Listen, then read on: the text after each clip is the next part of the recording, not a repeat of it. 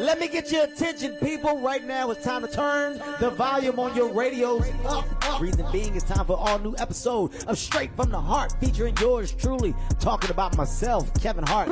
I'm not by myself. I'm with my crew. I'm talking about the Plastic Cup Boy. Yeah, that's me. That's me. I'm in these streets. All right, that is enough. Yes, let me talk. Ladies and gentlemen, an all new episode starts now. It happened the moment when you were revealed. Saw you. 'Cause you were a dream that should not have been a fantasy. It was a dream. Real. You gave me this beating, baby. Boom, boom, boom, boom. This rhythm inside. It's all in my body. You made me feel good and feel nice and feel love. Bitch. Hey, Gave me paradise. heaven. Oh, shouldn't I realize I should realize. you're the highest of the high? Hey. Higher than you. And if you don't know, then I'll say it. Don't ever wonder. All right. Don't ever wonder. Okay. Thank you. Just, I wanted to go smooth, really let my tenor come out. You know what Let I me tell you mean? something. Maxwell is like so Did him jealous justice. right now. We did him justice. He's so jealous.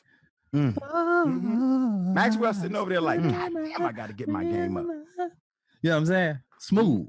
That brother. Nice. Boy. Did you know what song? You ain't Did gotta know what tell song me. he was singing? Yeah, I know what song you were singing. Smooth as a baby's butt. That's what they say. Mhm. Ain't no hair on it yet. Smooth, slick, boy. Yeah, I didn't even know what song Yeah, it you was. knew that was until- Maxwell. I'm gonna tell you right now. You knew that was Maxwell, Kev. You A was like lot this, of the oh, female, Maxwell. a lot of the female listeners right now got to go change their panties from that moment right there. from just what me and Joey did just now. Why don't you wait? Let's back up. Did anybody hear what Joey just did? We a team. Oh, I thought that was No, a no. sound effect. No. Did you hear what Joey just did? Mm-hmm. Oh, he's sloppy. That's how he giving you sound effects of how wet the No. panties is. AK boy, I got a new Joey- AKA. Uh-huh. Joey just gagged on the mic himself. Joey just said, That ain't what I did now. I mean, now there's some people out there probably I did don't that. know They what got that excited. was, Joey. That was the panties wet. I don't know what that was or why that was, but I do understand. I do understand the attempt. Oh boy, so much joy. Mm. I'm gonna say that Wait, again. wait.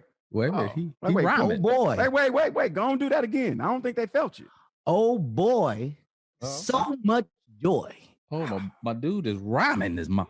So much shit to talk about, and so happy to talk about it this beautiful and blessed Thursday. Mhm. Okay. With About that to being be the said, I want to weekend. welcome the world to an all new episode of Straight from the Heart right here on Sirius XM channel 96. 96. This is Laugh Out Loud Radio, goddammit. And guess what we do? We do our best to give you real, raw, authentic conversation on the regular. We give you conversation, no conduct. Yeah, baby, I like it raw.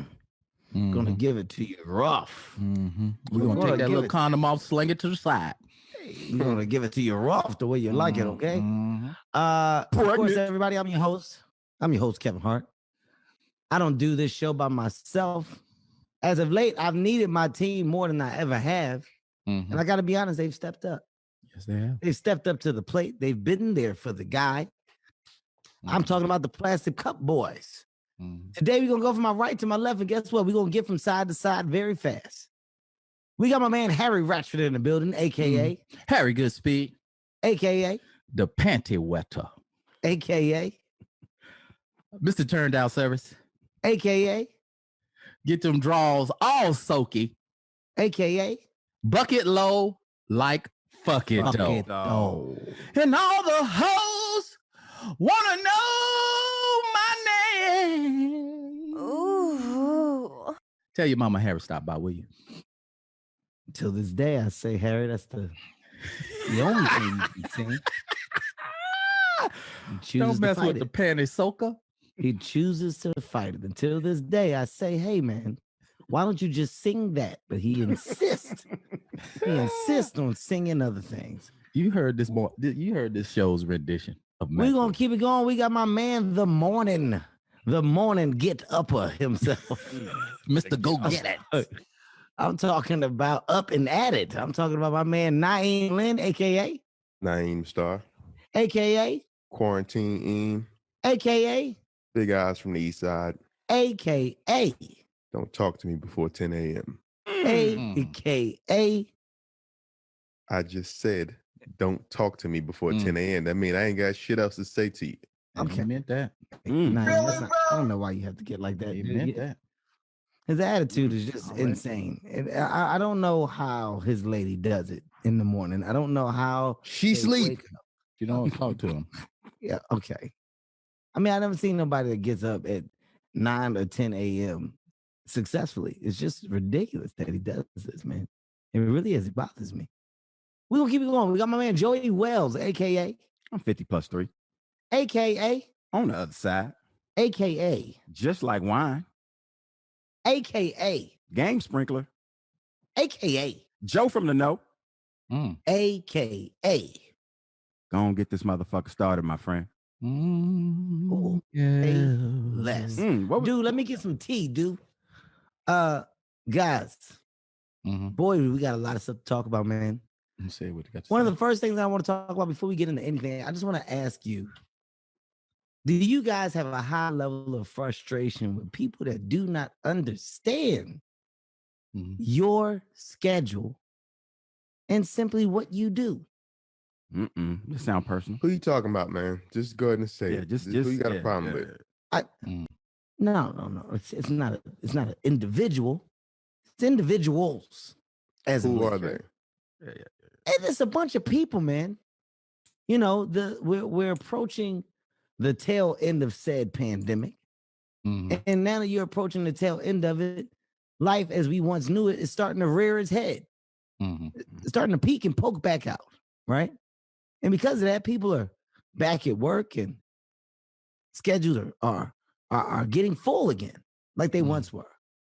But the pandemic allowed us to present a false representation of who we were and what we did. Because we were available. We were home. Right. Everybody was home. Everybody was reachable. Right. You knew where we are. You ain't doing shit. I know you ain't doing shit because ain't shit to do. Don't lie to me. You can't hide. Answer the phone. Pick up the phone, man. I know you home. It's a pandemic. Well, now that I'm fucking working again, people are getting mad at me now. People are getting upset at me. Why did you say it to me? You trying to say I'm mad at you because we haven't talked about what we're supposed to talk about yet? No, honestly, this isn't directed to you. Oh, wow. Because I didn't get mad. I haven't said shit. No. This isn't directed to you. Actually, I know that you told me about that. That's one thing that you That do was actually. a few weeks ago. No, that was January. Yeah, that's one thing that Naeem. Y'all supposed to have a conversation. I thought y'all had it by now, but I'm sorry. No, that's one thing Naeem understands. Naeem isn't the person. Naeem actually, he knows that I'm fucking crazy. Do Yeah, I? yeah. Do I? Naeem actually, no. I know Naeem understands that. Dude, I'm doing a fucking drama right now. You know, this is a serious fucking thing. Serious. You say you're getting the NAACP award after this. I don't know. Nah, this shit's good, man. Naeem, it's fucking good, man. I don't want to say too much about it because I don't want to tip the audience and let them know what it's about, but it's fucking good, man. That stuff ain't real. Fucking hate that dude. It's Yo, good. so are you putting yourself in a different frame of mind? Like you going on set and becoming whoever this character is? Are you having problems getting out of that character? Oh, you asking if I'm Daniel Day-Lewis in it? If I'm going dark, if I'm in too deep. I'm not in too deep, but you know, this is the first show from Heartbeat Productions, like start to finish. You know what I mean? Like on the development side. So, you know, every single aspect of it, I'm involved. And because of that, your attention is solely here because it has to be good.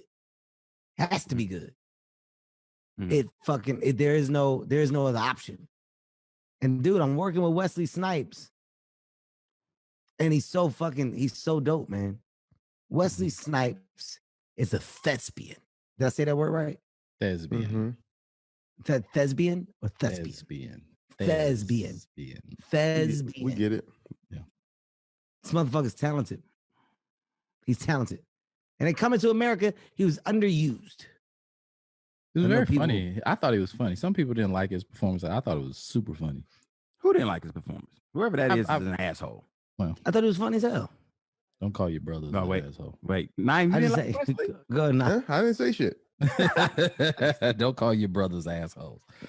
You didn't. I'm You not, didn't I saw your hand go up, but yeah, nah. I You thought waved your Wesley hand. was great in the movie, man. I'm sorry. I thought Wesley was good.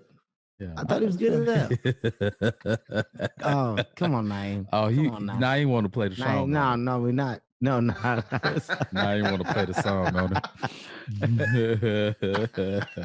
Wait, was that the dance night? Was that? I don't know what he was doing. That We're was not that even was gonna his, address that it. was his walk in for no reason.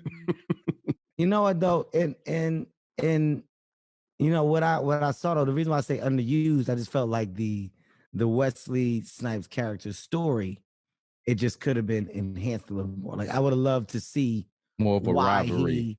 like why they were scared of him, what he's done in the past. You know, if he's killed people, if he's How sent was he people able to away. keep walking into the palace with no security? It just that motherfucker just rolling up in there, Well, he was like the general of all generals, and coming to country punk the next. king. yeah. And we just like I said, it just was. I would have liked to see more, but in working with him now, he's playing my brother in this series, man, and he's just so good. I'm working with Wesley. I'm working with Billy Zane, who is Dang. Billy Zane. You know who Billy Zane is not? Mm-mm. I'm Look him gonna up. take you way back to Titanic. Titanic. Do you remember the guy on the ship who Leo? was telling the he was like the asshole on the ship. He was telling the poor people where they had to go and the rich people where they had to go. Yeah, I seen this Good dude face. before. Good I'm looking at face. him. He's been in everything. He's dude, he's one of the best actors to ever work. He's been in the business for years. He's worked for years. He's never not had a job. Broadway to film to TV. He's done it all. Oh, he was He's in Back to the got- Future too. Yeah, he's done it all, man. Billy Zane is the man. Watching him and Wesley work, like these guys, the way they break down the scene, the way they approach the job, the way that they break down their characters. It's like you're in school. You're in school every day. Every day. You talking about people who've been doing something for 30 plus years. I mean, But you see it though. yeah, at this point, these guys are, I assume like when they walk on there, it's like, yo, it's ready to go. You know what? It's not that they're ready to go. It's this. All right. Like, Naeem, right now you're working, right? Mhm. So you get your script, your sides. Mhm. And 5 minutes before we start filming it. Are you serious now? Has that happened or is like the night before? Nah, I'm just kidding. We actually have half of our scripts already for season 3. So my question to you is with that though, like what's your prep? Before I tell you like what I've seen them do, what's your prep? Man, for me, it's so much to take in, and we film at such a rapid pace. I actually have a hard time memorizing the night before when I'm going over it. Like I really just try to understand what the story is about, and then when we run the scene before we film it, that's when I retain it. Lock in. Yeah, that's when I Mhm. retain it. So the one thing you said is memory, right? Mhm. And I learned this a while ago. And for our listeners, this can just act as some advice for you up and coming actors or actresses, right? It's not about the memorization. It's about the understanding of the individual and where the individual's from and why the individual is in the situation that they're in. right? Like what has placed them in this position, which could be the scene, which is the story, whatever the fuck it is, right? Wesley will show up whether he knows the lines or not. He goes, okay, well, before this, where would I have come from? Why would I have been there? Like it doesn't have to be in the story, but my relationship with the character has to know at all times what his mindset should be. So when he comes into a room now, he breaks the room down. He's like, I need a soda. Because my guys, the set dressing and all that. Just man, he's everything. He's like, my guy, he's a tense individual. So at all times, I need things that are a representation of being tensed. So give me a soda because I need to calm myself down. Or is it alcohol? What does he prefer? And is he fidgety? Do I stay still? Do I not stay still? Am I calm? Am I collective? Or when I'm being menacing, why am I being menacing? Is it loud? Because loud can come across as just that. It's just loud. I find calm can work better. Let's discuss it first. So we have these discussions for like 30 to 40 minutes before we even rehearse. Right. And it's about him getting all this shit together before we actually shoot. So this is what Wesley was doing. Right? Right. I need a towel around my shoulder here because at some point, I'm referencing that I'm about to go get ready. I would love to look like I've started and stopped. And in this conversation, my urgency comes from me having to get back to what I was doing. And I'm looking at it and I'm like, fuck. You never thought in those levels. I've broken down characters, but it's all been comedic. So it's all I'm finding the fun in the scene. Yeah, the gist of the scene and gist of what the character is saying. But he's taking in the set dressing, what happened prior to that scene. Yeah. I mean, it sounds like also too is that there's that backstory to that character that even though Wesley knows you're never gonna see that part, he wants to carry it through. Is what's important and it's going to get me into this scene and get me through this. So it's like he's created it. Like you say, it's 30, 40 minutes. He's already said, all right, I got up this morning and damn it, I stubbed my toe. And even though we not going to see it, that all helps him in the scene. That's dope to see it. Because you're saying it's like 30 to 40 minutes he's talking about it with you guys. Dude, he's talking about it. And what's crazy, when we talk about the movies that I've done, it's, we're talking about comedies, right? Right. And with the exception of The Upside and Fatherhood, which is now going to be released on Netflix on Father's Congrats.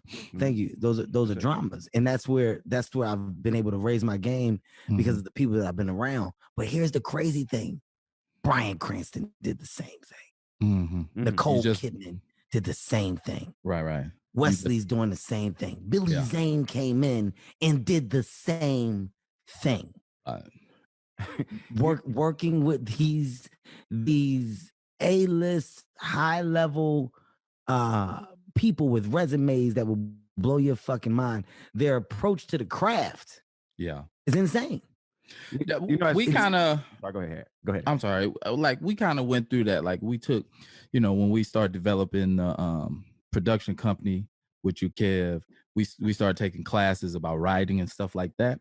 And even the woman that was teaching the writing and the scripts was breaking down scenes. And she's like, see, each scene is like a mini movie, it has a beginning, middle, and end. And in that scene, every single scene you see in whether it's a comedy or a drama, there's a conflict in the scene. Fred wants to do this, but his mother wants him not to do that or do. So you saying them breaking down the scene, it's like taking it a whole nother level. Thinking about what happened prior to the scene is them taking it to a whole nother level. And it just kind of clicked in my mind when you were saying it, how it all, applies from the writing, from the interpretation of what the actor is doing. It all applies to make a great film. And when you miss some of that stuff, maybe it falls kind of short because I don't know. I was watching a movie last night with Peter Dinklage, the small person that worked in Game of Thrones. Do you say Care a small lot. person, or do you say, or is it the other Little thing? person. Do you Little say that? person. Which one is the? Which one is? I think it's little person. person. I think it's little person. Yeah, little person. So I care a lot. I care a lot. So I care a lot. The premise, the premise in the beginning and in the opening acts and everything. Tell everybody what I care a lot is, though, Harry. I care a lot is about a lawyer who is in guardianship. So what happens? A lot of people don't know this, and I was kind of close to it because my wife went through it with her grandfather. So when you get old, and your family hasn't set up guardianship properly, the courts can come in and become a guardian for that old person. So as a family member, you just go, oh, I'm gonna take care of grandfather. But what you really should be thinking is, I need to go to the court and become the guardian of my grandfather. That's what you have to start doing. Otherwise, say if your grandfather was a successful, halfway successful person, and he has some type of money put away, has a house or home or assets like that, the court can then come in, assign a guardian, which is usually a lawyer, and that guardian makes all the decisions for said grandfather. We can sell his house, attain the money from the house, because we're attaining that money so that he can be properly taken care of in an old folks home.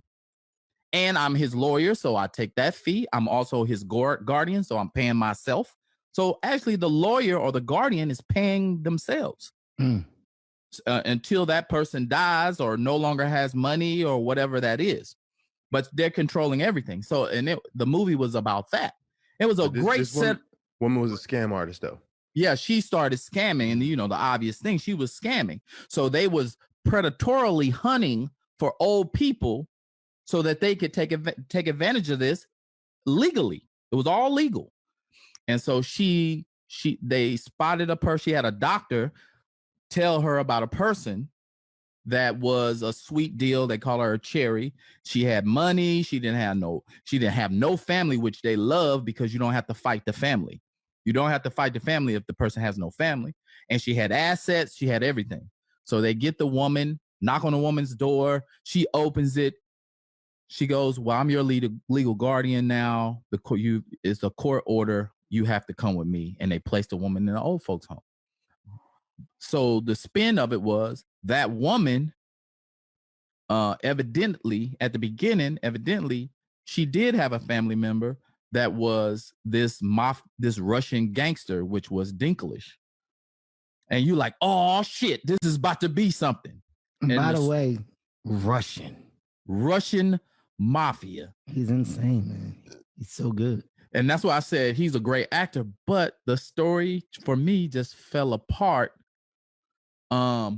Because the tone of the movie, which should have been like this, okay, what is this Russian guy gonna do? And I felt like Dinklage, who's a wonderful actor, and I don't know whose decision was this, it was more comical when it could have been like suspense and a thriller. It was more comical, and he didn't come across scary in the fact that you touched my mother. I went to painstaking things to remain keep my mother safe, because he was trying to hide that she was his mother, because he felt like other people were going to try to kill his mother from the stuff he had done in his past. But it just came across like comical, and the tone of the movie just fell apart, and the story just fell apart for me. But it's a very interesting watch. The premise is dope. The premise is dope, but his approach to playing the character is dope as fuck. And sometimes that's the director directing you to be that way. So I don't want to put it all on Peter Dinklage, but he did good. I didn't. Did you watch it, Kev? Yeah, it's dope. I think I didn't find comedy in it really. Well, I found like his hoodlums or his henchmen. Mm-hmm. They came in. They didn't look the part to me. The lawyer, his tone was. He was off the way he was delivering, and his looked like I felt like I was in a comedy. Maybe it was the cinematography. Maybe it was it could have been that. The brightness of it. You It know, could have been that. it never got dark. The director of photography didn't the place him score in the right scene. You know, the score, all of those things can totally change the mood of a film. Absolutely. That's a great point. But I mean, do you get what I'm saying? And since you saw the movie, do you get what I'm saying? It's like it could have been a very dark, and that's a great word for you, Naeem. It could have been a great, dark, suspenseful movie, but it turned out to me is like I just totally didn't like didn't the go where you second thought part it was going. Yeah, it was the second part. The second part of the movie was just off to me. Well, and not believable. What I want you to do though, now, based off like what we're talking about now, I want you to take this conversation and take it with you when you go back to assisted living, right? And dude, just start to create other shit for your guy. That's not in the script, that's not in the story. You know what I mean? Like, you know, OCD, you know, if you are trying to mess with your diet, you're trying to become vegan versus eat the way that you once did. You know, you're heavy into your appearance now and looking for the approval. Create just some other shit. What I'm telling you, man, it makes you it uplifts the performance that's already going to be a performance based on the material you have. But the things that they didn't put in there that you're creating, it just elevates it. I mean, I've definitely been internalizing everything you've been saying. Definitely got the wheels turning. I wasn't thinking about doing something like that with this type of show. But I'll try.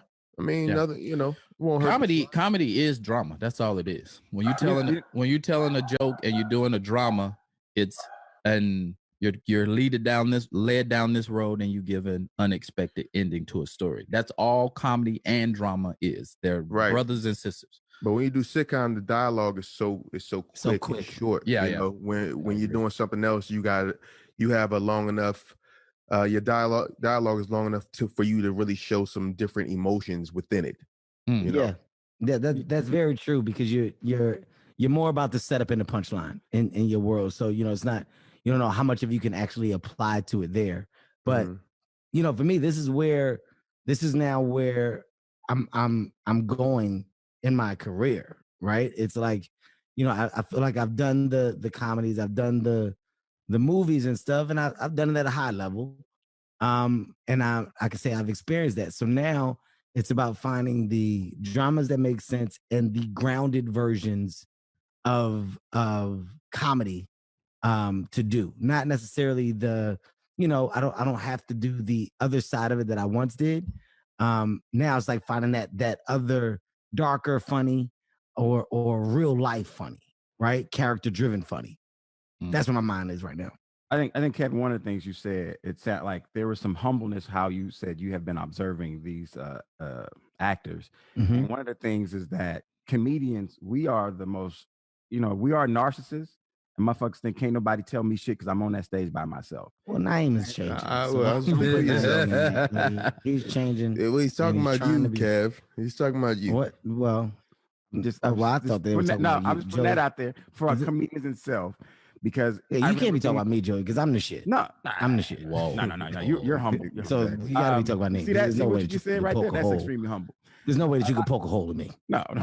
But a lot of times you hear comedians say stuff like, I don't need to take acting classes. I don't need all that because I am who I am. And you'll hear people go, that's why a lot of comedians their game doesn't get elevated because we feel like we don't need all that other extra shit. So it's just like Tasha Smith used to have an acting class. And one of the things she used to tell you to do in there is get your scene and then break it down. And then she would say, have dialogue outside your scene that you're not going to use in the scene, but it's in your head. So it could be that it's the okay, Naeem and Kevin, y'all had an argument before and that shit got really heated about whatever. Now in your scene, you are using that same energy that you're arguing with Kevin about. But it's like, okay, now I'm gonna put it in this scene because now that scene makes sense. But a lot of comedians will go, I don't need that extra shit. That's some old corny stupid. I'm gonna be shit. funny in the moment. Yeah, and they're like, no, we don't need that. We need, you know what I'm saying? Like, you can tell those actors that say, hey, I'm going to do this. I'm gonna make this decision. Whereas a lot of times comedians believe like, and that's most comedians who believe like, I don't need acting class.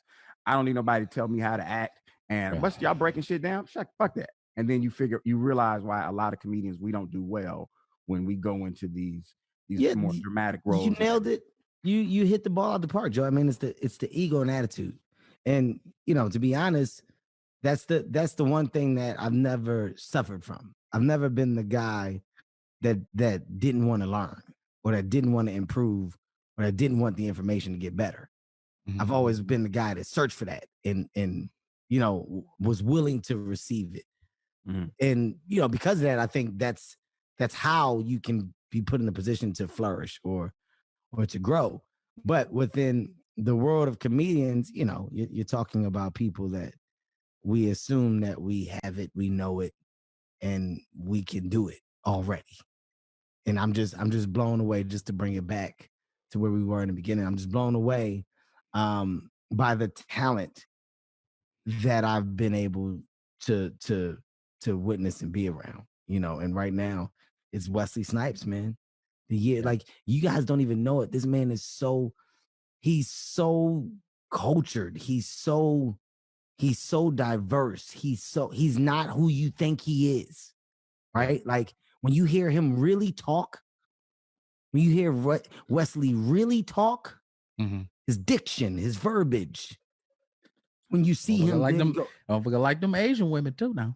Listen, when you hear him, I'm telling you, he's just not who you think he is. That's something to be said, because that's some of the same stuff we said about Romany Malco. And he's a very cultured man, very well-traveled, well-read individual. Dave Chappelle, well-read individual, well-traveled. But Wesley is this though. Mm-hmm. Wesley is well, it's I am. Oh, he the James Earl Jones of this shit. He's I'm telling you, man, this motherfucker is so interesting. He's so interesting. Hey, Wesley sometimes in Venice Beach, there's this little area that a lot of people hang out at, restaurants, bars, and everything. And I happened to be in one, and I just heard somebody talking. Now, you just hear them ordering something, and I turned around, and there was no way that I thought that dude was Wesley. You know what I'm saying? Like, I looked, I was like, that can't be. The motherfucker that just ordered this latte with this sandwich already could not be Wesley. And the nigga got on a bike and just rolled, got his shit and walked out. And I was like, and somebody's like, yeah, that's Wesley. You're tuned in to Straight from the Heart. This is serious. On Sirius XM. For our audience that's just now listening and just now tuning in, first of all, thank you for listening. You're listening to an all-new episode of Straight from the Heart right here on Sirius XM channel 96. 96. This is Laugh Out Loud Radio, goddammit, where we do our best to give you real, raw, authentic conversation on the regular. Conversation, no condom. Oh, yes. I'm going to give it to you rough. And today will be no different. We're talking about the legend himself, Wesley Snipes, who I'm currently working with, man. He's playing my brother in the series that I'm doing, this drama. And it's been an unbelievable ride thus far. But wait, question about that. You just said, Harry, you named some people who are well-read and they're extremely diverse. Mm-hmm. And are they so good at their job that people believe that what they see on screen is that person, and they approach them like that? Yes. Like, people believe Dave Chappelle, like, used to be like, oh, that nigga's dumb as shit, and their energy toward him. And it's like, yo, he is not that guy. No. Yes. No, yes. Yeah. I can tell you who is so that guy. Wait, who? No, don't do it. No, don't Samuel Jackson. Oh, that nigga is he exactly who you think he is. And, and that's a good thing. No, Sam is by far one of the most realest individuals that what you see is what you get. Who the fuck is this asshole? He exactly. Listen, you know how they say you don't want to meet the people you idolize. If you can have a conversation with him, you want to meet that nigga. Okay, he's everything that you want him to be. Yeah, he said, Sam cussed me out before. Nah, I can believe it. I'm sure he cussed me out. It was playful, but it was serious. We were gonna do a movie together, and I had to end up pulling out of the movie because of conflict, because of schedule, and it just didn't work. But we were planning to do it, but the other movies had kind of ran over and were merging into it, and the promo for the movies, etc. So my availability wasn't there, and we pushed it back. And I saw him. He was like, "Motherfucker, you gonna get me?" Motherfucker, I was supposed to get X, Y, and Z for that movie, and I planned that time to do it, and your dumbass had me fucking thinking we was gonna do it. Motherfucker, you better call. Like, it was like, and I was like, Sam, my bad. Yeah, you're bad, my ass, motherfucker. Next time, you better goddamn handle your shit and make sure that your shit is correct when you goddamn with me. I got time, but I don't have time to waste. It was like, it was a good rant. He was playing. He was playing, but he was serious. But he was serious. You fucking up my pockets, nigga. Yeah, he was playing, but he was serious. Like, he's about his business. He's about his time. He don't play around when it comes to those movies and stuff. I love him though, man. Naeem, I know why you love him. You love him because you raw.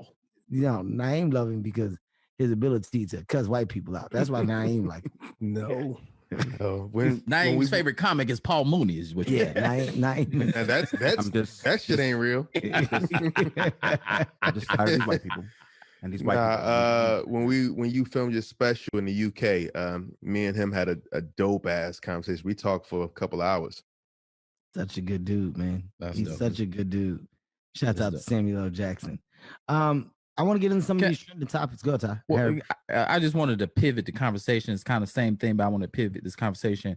McKinsey and Company, who puts out some analytics, they put out some analytics about Hollywood that I just wanted to give to the listeners, and maybe we can have a nice discussion about it. It says the film and TV industry has the opportunity to gain an additional $10 billion in annual revenues by addressing its persistent racial inequalities. Okay, so it says films with black off-screen talent have smaller budgets despite higher earnings per dollar of budget. And this is analytics taken from 2015 to 2019 averages. So if a film had, well, this is production budgets. If a film has a black lead or co-lead, they get 24% less than films without. If it has 2+ black off-screen talents, they get 43% less on the budget. And for print and advertising, it's a little closer. If it has a black lead or a co-lead, they get 5% less on print and advertising budgets. And if they have 2+ black off-screen talents, 13% less. And it's fascinating. You could go to you can just search McKinsey and Companies, and you'll see the full article. But some of these analytics are incredible and kind of mind-boggling. Like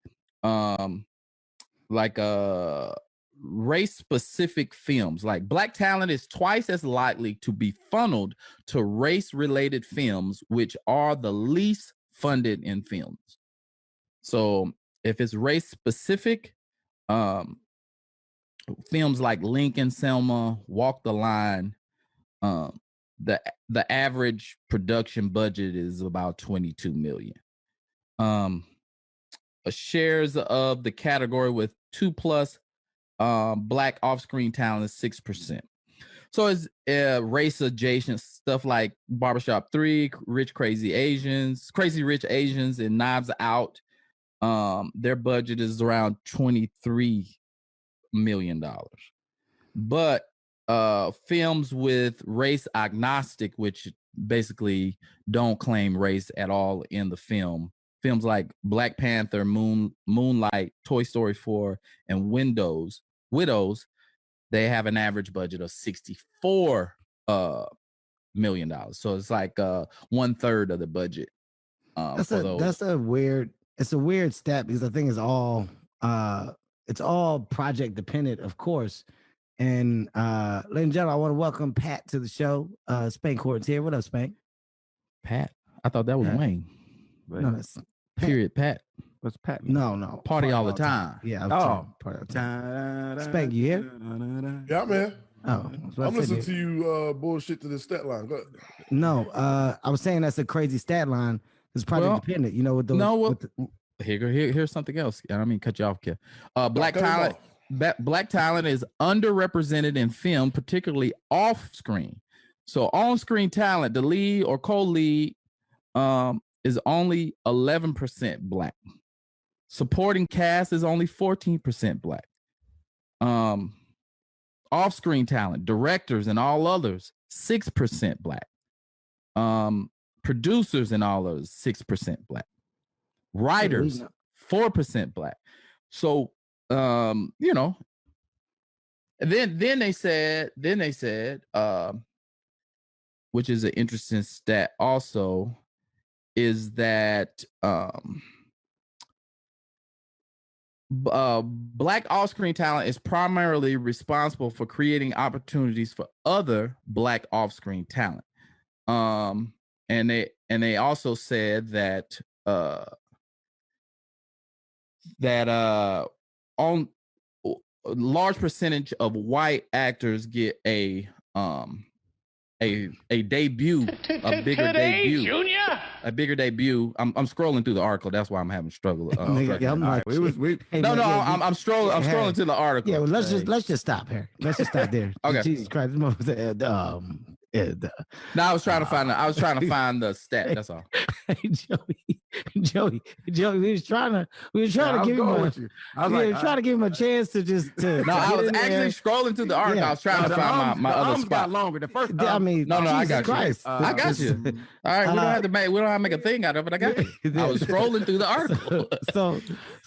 So look, there's no shock factor anymore behind the numbers. We all know that the numbers are significantly low when it comes to Black talent, Black writers, Black directors, Black producers, just the identity of Black people in the business and their roles in the business. But I was saying just about the project, Spank, what you was listening to, I was saying the reason why those numbers are lopsided in budget are because of, story a lot of times. The things that we're bringing to the table.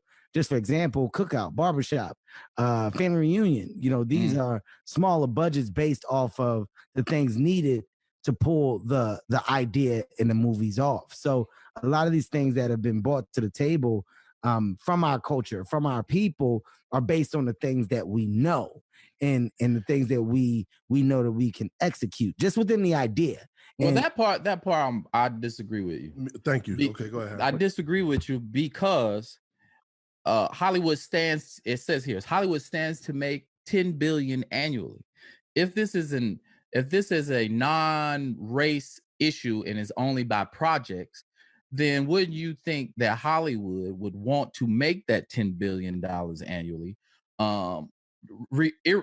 regardless of project subject matter? If we come up with barbershop, yes, it's very esoteric to a community of people, but if people are going to see it, and you've made your bones, Kev, by making movies with smaller budgets, and they hit for 100 million. You might do a movie, I think Like a Man was 12 million, and you guys cracked 100 million with that one. So why not throw more money to make more money? No, I think what I'm saying is wrong. I think I'm wording it wrong. Okay. Right? What I'm not disagreeing with you guys saying the melting pot is bigger. Take money from that melting pot and put more of it here because people are going to see these things, right? I'm agreeing there. I'm saying the budget to do the things that we have wanted to do in the past. Moving forward, these things can change and get bigger. I'm saying those budgets to execute aren't crazy budgets. Outside of you got the bigger talent, of course, the money attached to the talent grows and grows. I'm saying if you look at the ideas, to pull off the ideas, I'm saying those budgets fall in that space of 20 to 40, right? 20 to 40 million dollars. That's a strong budget for those ideas that are on the smaller side of 3 locations, 4 locations without big stunts, big blow-ups, big explosions, big gunfights and things. So I'm agreeing with you with the melting pot has made X, Y, and Z. Let's invest, and you should invest back in doing this. But when you had first said it, you were like, yeah, these budgets are like $20 million versus these budgets that have the non-color that are 70, 80 million. I'm saying just within the ideas, it's kind of a vague step because the budgets are also based on idea. Well, And you we don't had get the opportunity to be a part of some of those bigger ideas and bigger things that we may have brought into the table that just haven't been done. Well, you because have of lack of opportunity. So I'm well, agreeing. you have movies like the Black Panther, which was surrounded around black leads and black co-leads. First time ever, though. First time ever, with a budget like that, and it almost made $1 billion. But let's not act like that movie was just given to black people because they said, you know, it was given to black people. It was the next origin within the Marvel. Well, that's the problem. That's what the article is talking about, the on-screen and off-screen talent. Yes. And the difference between white and black opportunities and people of color opportunities. That's why I wanted to clear up what I said. I'm agreeing with you. I'm not disagreeing. I definitely agree. You are, but you got this thing where you do agree, but you try to throw in somewhere it's like the reason why. Like, you know what I'm saying? Like when you agree, like when you agree to something, you can't go in, but well, the reason why is because they do a movie like Cookout. Nigga, I wasn't saying the reason why. In this one, I was saying when he said the stat line, he said the money put into the black movies and black budgets are this number versus a white budget where it's this number. I said that's a weird stat because the budgets are based on idea or based on the thing that you're bringing to the table, right? Whatever that is. Like if you're talking about, let's just say we're talking about a black action movie and a black director, Action Jackson. But was Action Jackson a black action? Like, was it a black director, black producers, black people within it? Just one nigga running through the screen. Yeah, like we don't know. So, Spake, let's say we're talking about your black action movie, and the budget for that black action movie was 12 mil, right? Versus the white action movie, and they gave them 75 mil. Well, now it's like, what the fuck, man? We're doing the same type of action. You guys gave us 12 mil. That happens. So, that will happen. I'm saying the stat line was very vague because I don't know the world of what and why and when. I was like, that's crazy. I said it would be based off idea. But what he was saying is correct about black opportunity. I'm agreeing there. Yeah. I'm not disagreeing. What you disagreeing with is you saying off the idea. So if black people come out with Cookout, the budget gonna be smaller. If white people come out with a version of Cookout, the budget will be bigger. Plain and simple. Right. That's basically. So you can't say the idea. If all things are equal, black movies are financed lesser. There's lesser producers. There's lesser on-screen actors. When you have a black on-screen actor, it's a lesser budget. I want to make this very clear again. Yeah. Once again, I'm agreeing. Okay. I'm on your side. I want to make this very clear to you guys. You sure? I'm agreeing, and that's why I went back and said it again. Guys, it's very clear that the black opportunity versus the white opportunity is way lesser than. It's very clear that the black representation in the world of Hollywood is significantly lower than the white representation. Okay, here it comes. It's very clear.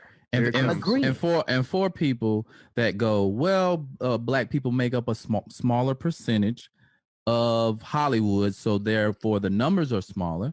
Well, the U.S. population, they're 60% white. They get on average. That ain't accurate. But go ahead. Okay, on average, U.S. population 60% white, 26% others, and about 13.4% black. That's of 2019 now. So that's because they do white Latino now, and that takes white people. But go ahead. But I'm saying no. They say others. Others. But I'm trying to tell in you this chart. I'm just saying in this chart. Them Cubans be marking white. Yeah, that's what I'm trying to let you know. Like they be trying to take others with them. That's why. Are you white Latino? But I'm like, what? But go ahead, Harry. Go ahead. That ain't got to do it. Go ahead. Right. So let's just say, take TV shows, for instance. So it's 60% white, let's just say. 76 to 80% on broadcast, 65 to 72% on cable, and 75 to 80% on streaming. That's all white. But if you look at the black representation, we're at 13% of the population. We're getting 4 to 6% on streaming, and 12 to 14 on cable, and then 8 to 11 on broadcast. So it's performing below what the percentage of the population is. So that addresses there's a smaller amount of black people, so the numbers would be smaller. Right, but it would be that small. I think a lot of those analytics also too will make it seem like, oh well, you guys don't need that because of like just what you said. However, those projects were predominantly African Americans. I bet the profit margin that happens is more. Like once again, the turnover is definitely. We'll go back to this shit that we used to have. Let's say when Kevin a couple years ago, with Jeff Flanagan was trying to make Hollywood go, this dude is profitable. At this time, this nigga was selling out arenas all over the country, and they were still going, well, Seinfeld is, and it's like, no, there's nobody touching this dude. But we have to, we got to shake and dance, and look how many millions of motherfuckers. We have to reach the highest level of high before there's any truth, attached to what you're doing, before there's any belief. Once again, I'm agreeing with you guys. Let's even go to Fox. Yeah, I'm sorry. The whole thing was just about the idea. So do you agree, Kev? Do you agree? If it was a white version of Cookout, it would be a bigger budget. It's the same idea, but it's white people. Do you think their budget would be bigger, or you think it'd be the same? No, I think that they're definitely going to throw more money at the project. Okay. All right. I think they're definitely going to do that. That's why I said I wanted to make it very clear. Once again, I'm on your side. That's why I put the form that way. Just to no. Do you understand what I was trying to say? Those things. Are they going to say here's the talent that they're going to attach with the white actors, because there's so many of them that cost this, versus the black actors where there's only a couple of them that was going to cost this. It says here white actors receive more opportunities for lead roles early in their careers than black actors do, and the gap has only widened over time. So, but this I pose this question to Kev also, and Spank and Naeem, since you guys are actors also. They're saying black creators and actors need to be able to fail and get another chance like everyone else. They're saying that black actors cannot afford a single box office or rating flop at all. Once again, that's known information. That's true. That's true. It's not. Another thing I noticed, this was years ago, I don't know what's going on now, but I noticed that if it's a lead white actress, she's like a big time, if she kiss a black dude on film, he got to be at least her same level or bigger.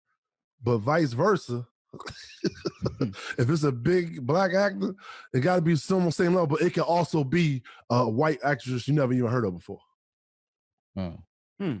I've never put any thought to that, but I'll watch movies from now Just check it out. Just check it out. And had that. Now this was years ago. I saw this. I noticed this. It was years ago though. Okay, but it was definitely all right. Wow, it was a little weird, eh? Well, y'all know that we do have a black action hero right now, right?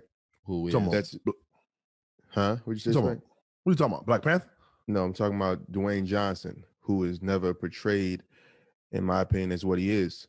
Oh, okay. Half black and Samoan. Half black and Samoan. He's a black man. Yeah, we went over that. You said one drop makes you black. And he got way more than that. Yeah, he's half. He's a black man, and I've never seen him with a black leading lady, a black woman playing his significant other in a movie. And you know what? It's strange because he's never hidden the fact of his background. He's never hidden that at all. And everybody know his daddy black. You would have and he was called the Soul Brother. He was part of the Soul Brothers tag team. Soul Man Rocky Johnson. Yeah. But as you said that, Naeem, I'm thinking like it's true, but I don't know. They like to try to keep him racially ambiguous. Yeah. What about, what's the other cat? I mean, it may go into a part of his success too. Also, to be honest with you, what's the other dude? I can't think of his name. Fast and Furious cat. Vin Diesel. Vin Diesel's black and Italian. But has he ever had a black? No.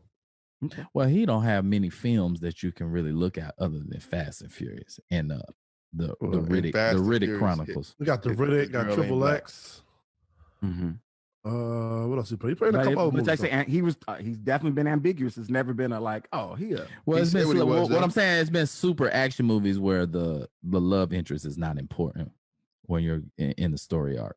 Well, what Spank just said, I mean, look, there's There's a lot of truth in that too. But this is shit that this year shined a light on. You know, I will say that the year of racism and exploitation of how big the separation, what that gap is. It's been exposed like never before. It's been known, but it's been exposed like never before. So now I think that there's a strong goal that these corporations, companies, production companies are now meeting or attempting to meet, of trying to close that gap for themselves. Each company wants to have a high level of representation, and the box office, Hollywood, you know, this is a place that has to do it now. They have to do more of it. So, you know, I think that you're going to see an attempt for it. You're seeing more black leads or black and brown leads than you ever have all across the screen. Kev, you have a production company who's making waves in Hollywood, and to this point, you're on your second president or director of film and television who is a person of color. This is your second person of color. Was it a thought in your head, like, it's a must? I want to give the head of my company give that opportunity to a person. It has to be. It has to be. Absolutely. It's there's no question. I mean, my first one was Asian. You know, like you have to go and you have to give the opportunity to a minority when you are a minority that understands how hard it is for the minorities to get opportunities. There's no you question. saying you're not Mike Tomlin. You saying you're not Mike Tomlin. I got you. Come on, Spank. Come on. You look like a miniature Mike Tomlin. Well, I just wanted to make light of that, Kev. Nah, that's my beard. You can't. I wanted to make light of that, Kev, because a lot of times you get flacked unjustly. And this was a concentrated effort by you. Who calling Kev? You know, as my friend, I'm not. You know, I'm the first to give him shit, but you know, I want to give him credit. Yeah, it was a conversation. It was a thought that, you know, he wanted to give this opportunity, which is a great opportunity for someone, to a person of color, and give that chance to a person of color. You know, though, that's an argument that I would never have. Yeah, I know you can't do it. That's why I brought it up. You can't then go, I hired a black man from Detroit. You can't say that. I would never. That's one where I just laugh. That's one where I just laugh, you know, where people just assume, you know, you made it here, and now that you here, you not reaching back, you ain't helping, you ain't doing nothing. I just laugh at that. And it was a point where, I mean, you know, prior to COVID, of course, there was a point where most of your executive or brass positions was covered by women. Yeah. Women of color, and also just women. I will go out on a limb and say Kev put more black comedians on Comedy Central than anybody. There you go. Enjoy Wells. Enjoy Wells now. Mean than anybody. He's the only one. Enjoy Wells now. Give my boy Joy Wells some credit too. Now he was actually sifting through all the talent and you know, spending long nights in the office watching some very bad comedy. Hey, I was like, watch this. As a co-producer, he would send me a block of shit, and I'm like, I can't get through this shit. I literally told Joe, I cannot get through this shit. This shit is terrible. But Joey sit there and he watched all the comedy. Some of it was terrible, but then he found the gems that were on the show, and that was it. You know what I mean? There was some black shows on Comedy Central, though. Now, there was some black shows on Comedy Central, though. Yeah. What black stand-up JB show? Smooth hosted one. I can't remember what it was. Yeah. No, that was a black man hosting a comedy show. It wasn't no black. I mean, you could. He was the face. He was the face of it. Yeah, James Davis had his show. That wasn't a hood adjacent. It wasn't the same. We talking about stand-up. There you go. You guys, the new Negro.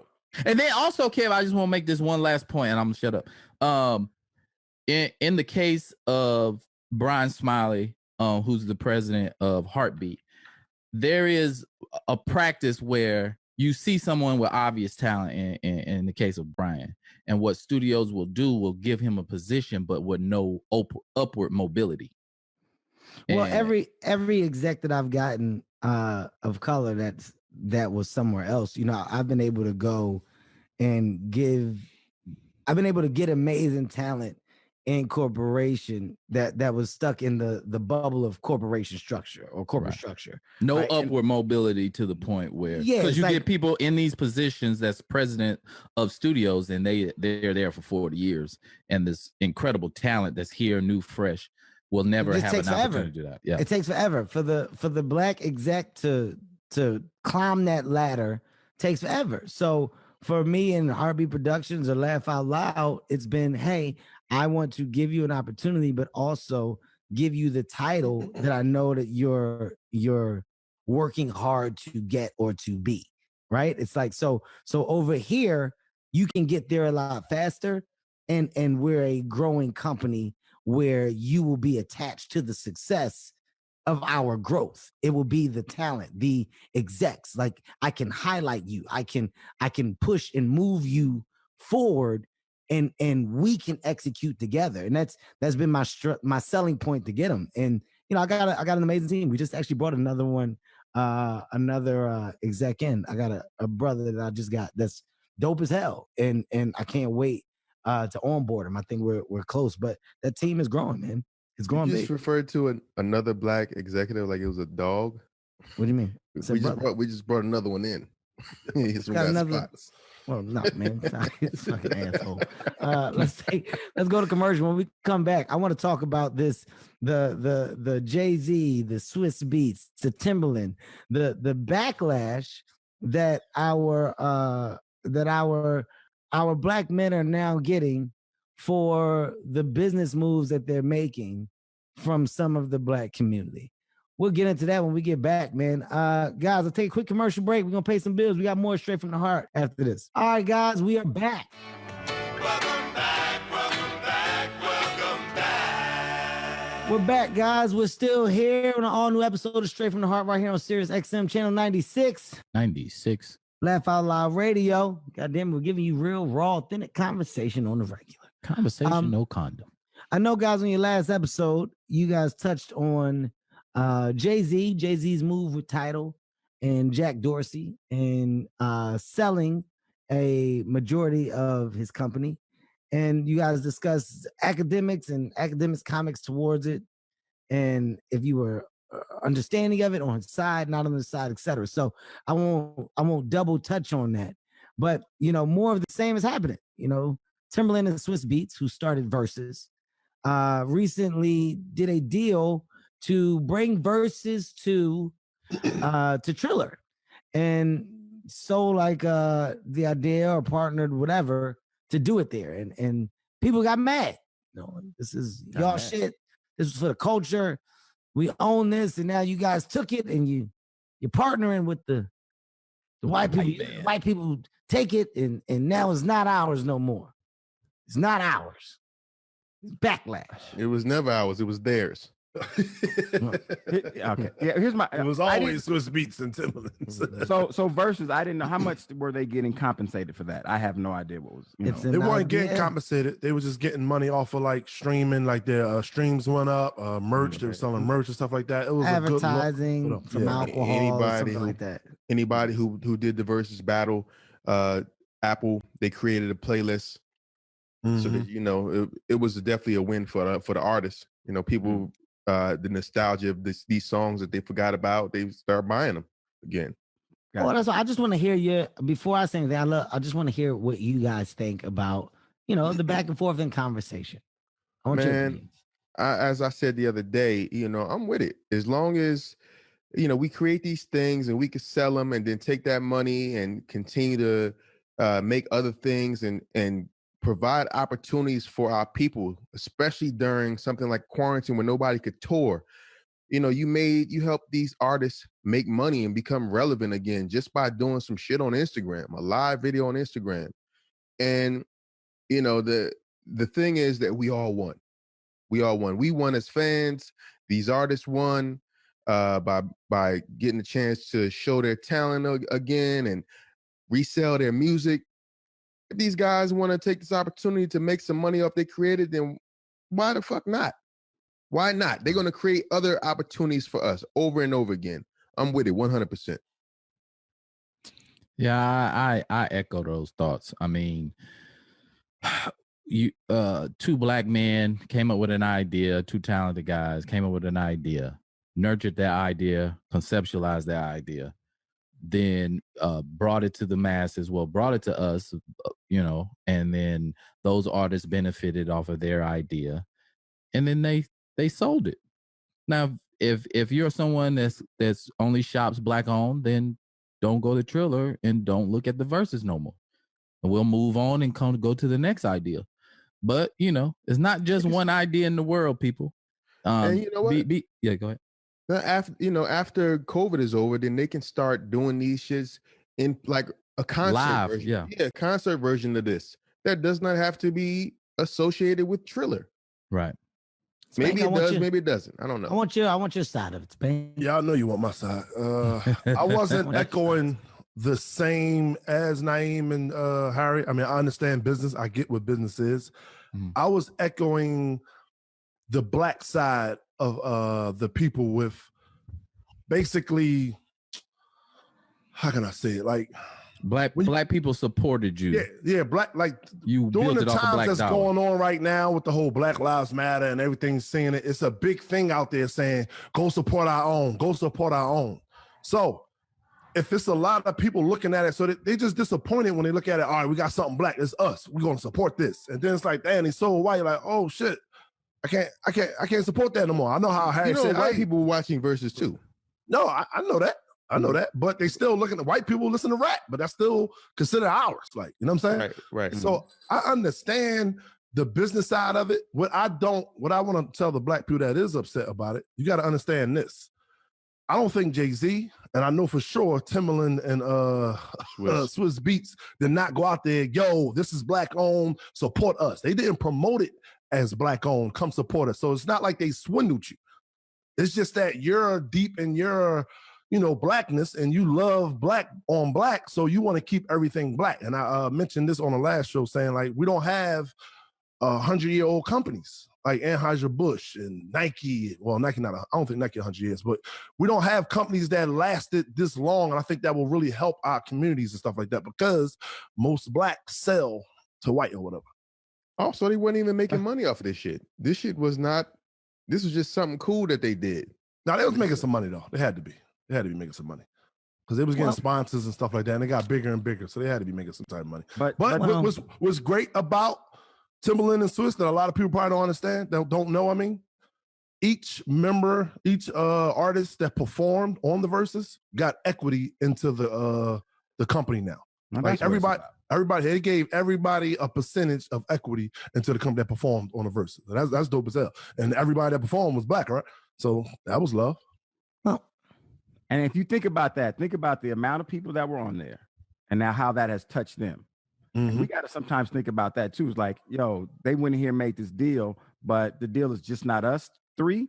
Now we're going to touch these other 15, I don't know how many, 20. It was 40, I think it was 40 something. 40 artists. Well, I don't know if it's artists and people that was like behind the scenes and stuff like that. They all got equity into it, but it was like 40 something, he said. Yeah. Well, I don't understand the backlash. That part I don't. I pose a question, and it's more of a common sense question, not a frustrating question. I don't get frustrated anymore. Sound like you about to be right now. I don't let. Whenever you start talking like that, whenever you start doing like that, I don't let these things. And then your eyes. I don't let these things. Kev, you are the same nigga before the accident. You are the same goddamn person. I don't let. About a month or two, and he's back. You start doing this. When your head move a couple times, you go. I'm just gonna pose a question, right? And this is just a common sense question that I think people forget. When you start something, you're starting this thing to hopefully get it to a place where it can become successful, right? And that can be in anything. That can be, let's say, in music, when you start singing or rapping. That could be in producing. That could be in a job, an idea, whatever the fuck it is. When you start it, is to get it to a place where it can be successful. And when you start it, you're starting it with whatever you have. Whatever the fuck you have is what you're throwing into this idea, right?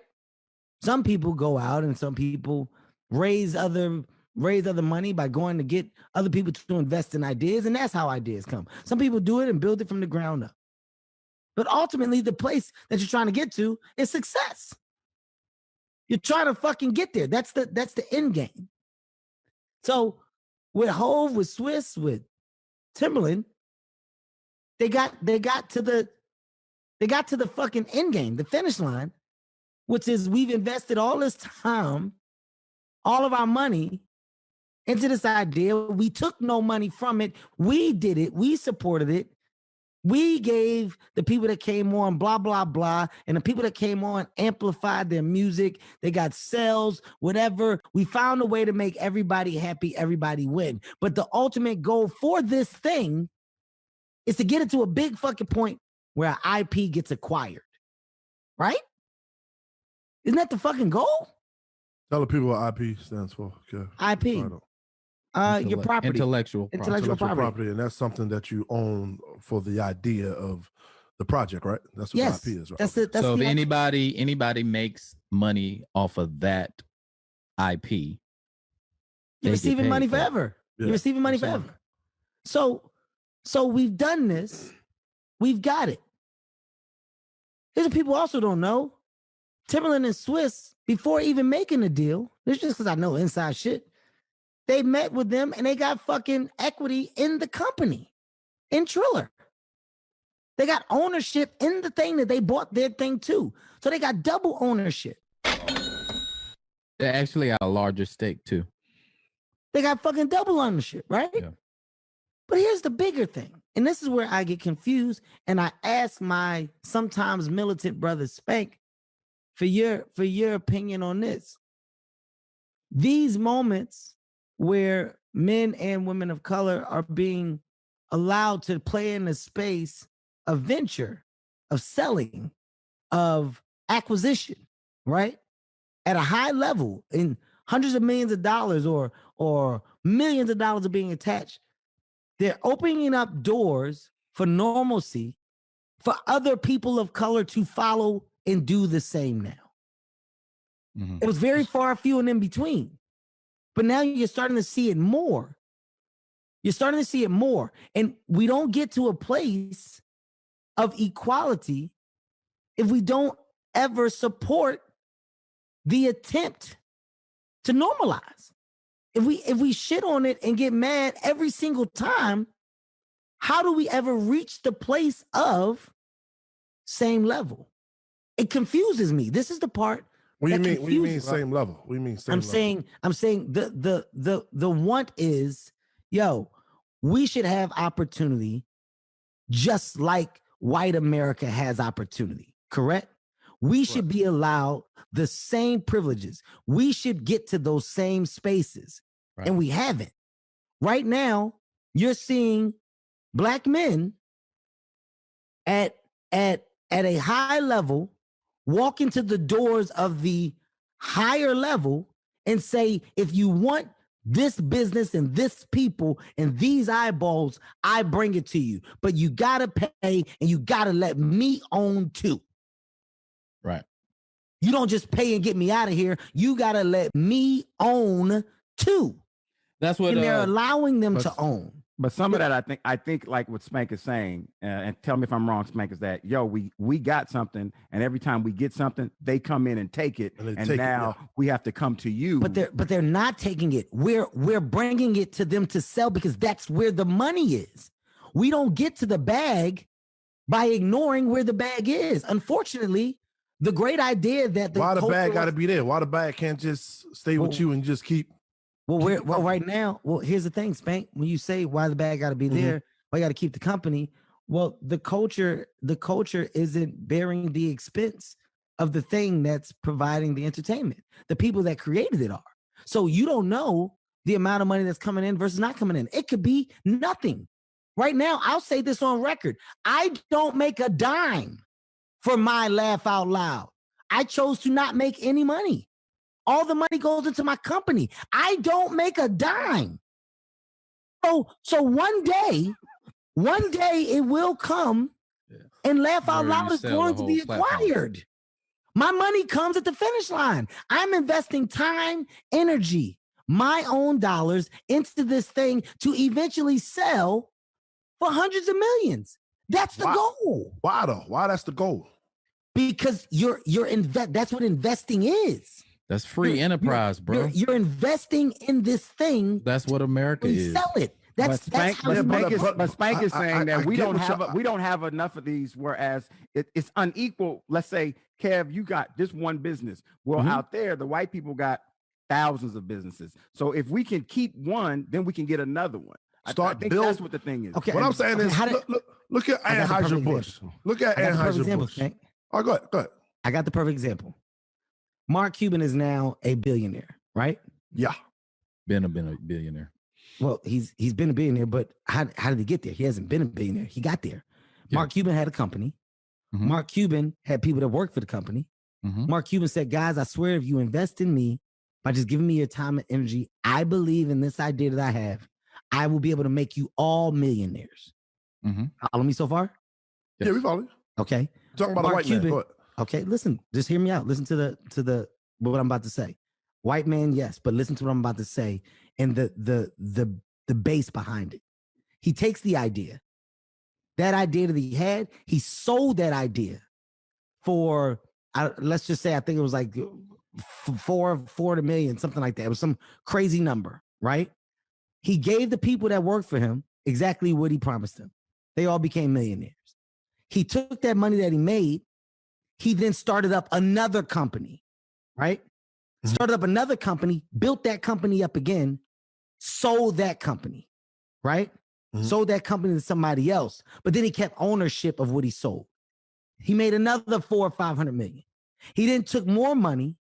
And then he said, okay, now that I got this amount of money, well, now I'm going to make a bigger purchase. And this bigger purchase is going to bring me money forever, and I'm going to hold on to it. He bought the Dallas Mavericks. He got to that place of long-term big money revenue by doing 2 to 3 shortstops and hitting base hits for that big number. So when you say, why sell? Why do this? Well, right now, Hove sold the Ace of Spades, and then after that he did the title. You don't know the end plan. Let's say he hit 2 base hits, he still maintains ownership, but now he's acquired $600-700 million. And now what if the move was the first black owner for a sports team and he hires all black people? Hypothetically, what if now Swiss and Tim, they made a base hit, and now they say, guys, we made this money, well, now let's start up another thing.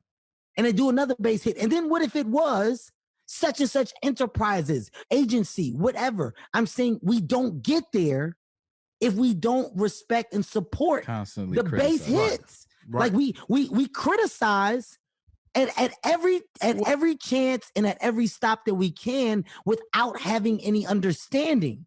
Right there, but Kev, right what you said, I'm sorry to cut you off. I think some of that is we had a conversation before too, is that some of it is not being in these rooms to have these ideas and know what to do. So we are being taught, like once again, we're being taught everything right now. Like it's like black people got to know, hey, I done put $5,000 in the bank and I'm gonna save it in my savings. And then you realize in 2 years, you got an extra $45. That's not going to make I don't think that much. Person. It probably won't. Because they're going to charge you you're less than $10 a month for you're less than 1%. There you go. So we're learning like as we go along, like, okay, hey man, this stock market, I know it's gambling, but hey, this is how we're going to acquire wealth. So a lot of this is game that we have to get. And sometimes it's hard because you've been taught one thing.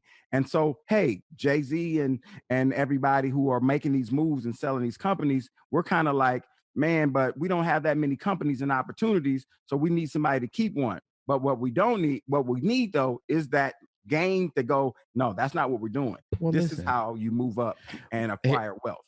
Here's an argument from the other side of the aisle, Joey. Mm-hmm. Why aren't they shining examples of what you could do? They could be examples to you. So I know you're saying there's a huge social responsibility when a person of color gain wealth. It's a huge, bigger than any other demographic, especially Black people. There's a huge social responsibility. Right. Huge social responsibility. Yes. But at the same time, you can't then bestow on someone. All right, well, that's ours. Why would you sell ours? Okay, well, I'm showing you how to do it. You can do it too. We don't live in Russia. We don't live in a communist country. This is a free enterprise company. And I'm not saying those guys are saying, be like me or what. I'm saying we have to want to digest the information and hope to apply the information.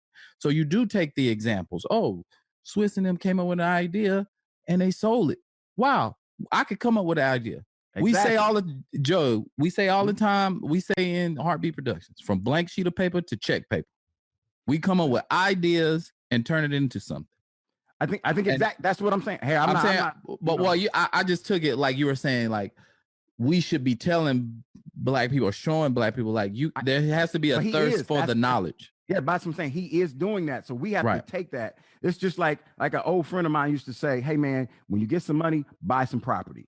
Don't put that money under your bed, Joey, like your grandma and them. You take that money, go buy yourself some property, get that piece of property. Then from there, take out a loan on that property and get yourself another one.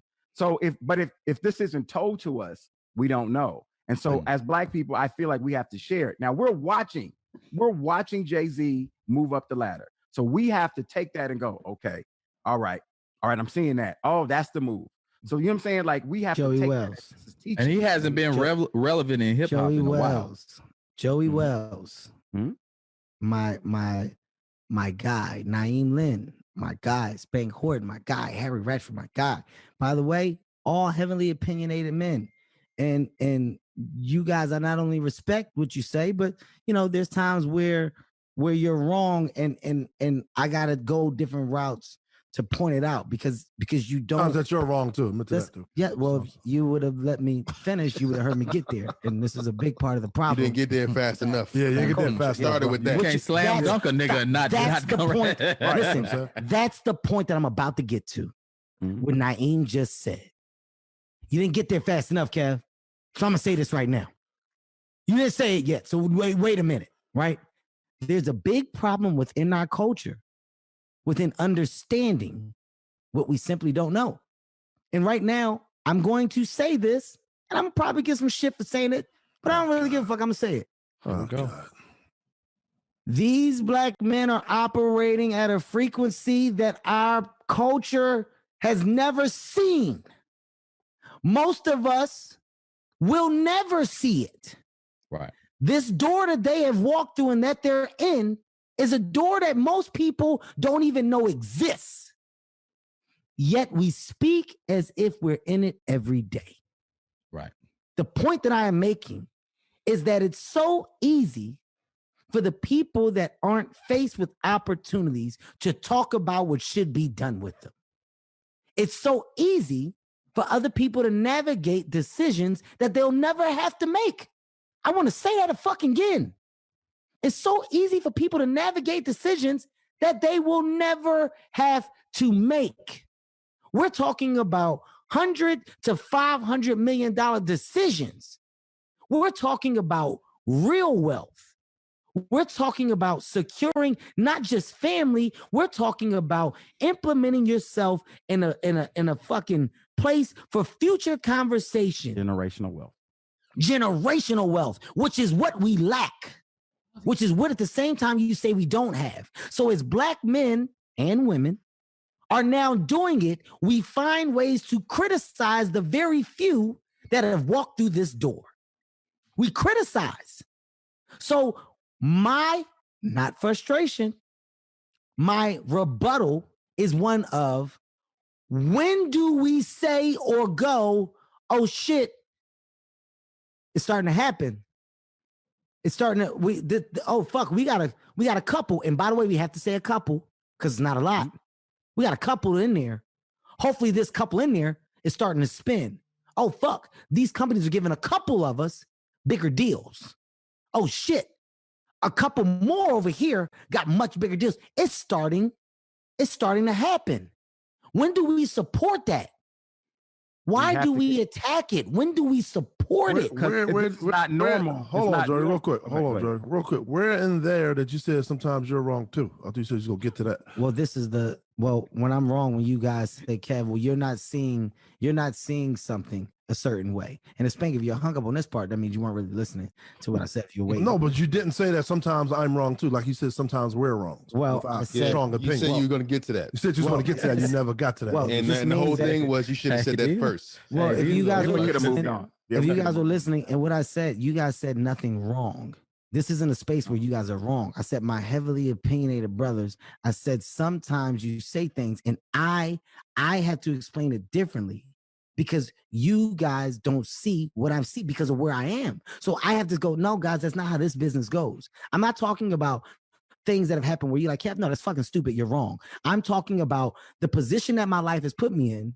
I know things on a business side that most people don't know because I've been allowed to get in this space. He politely said there's levels to this shit. And basically, because very politely. Very politely.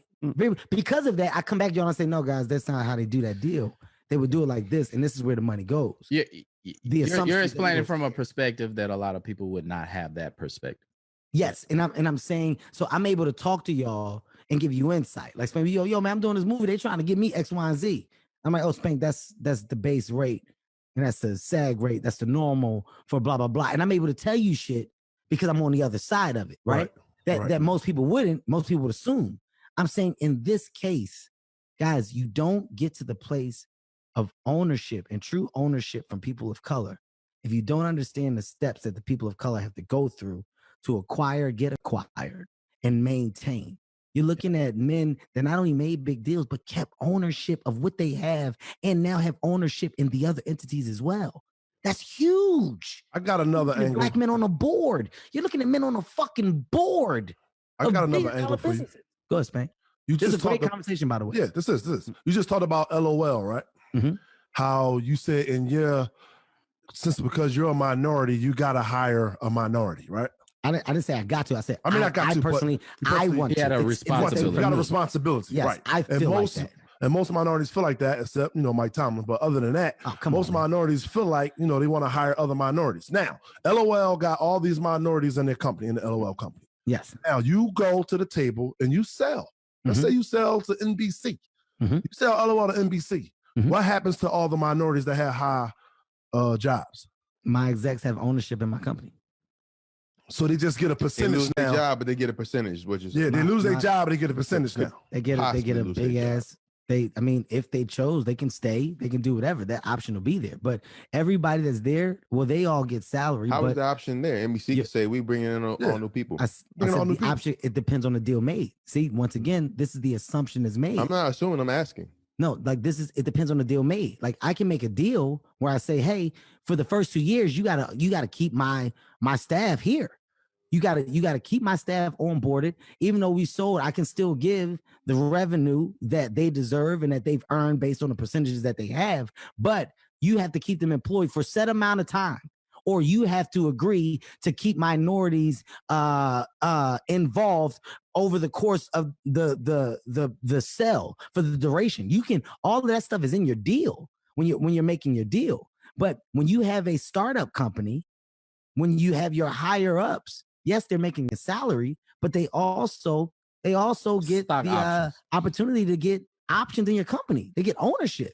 So everybody is working as hard as they possibly can for the end result.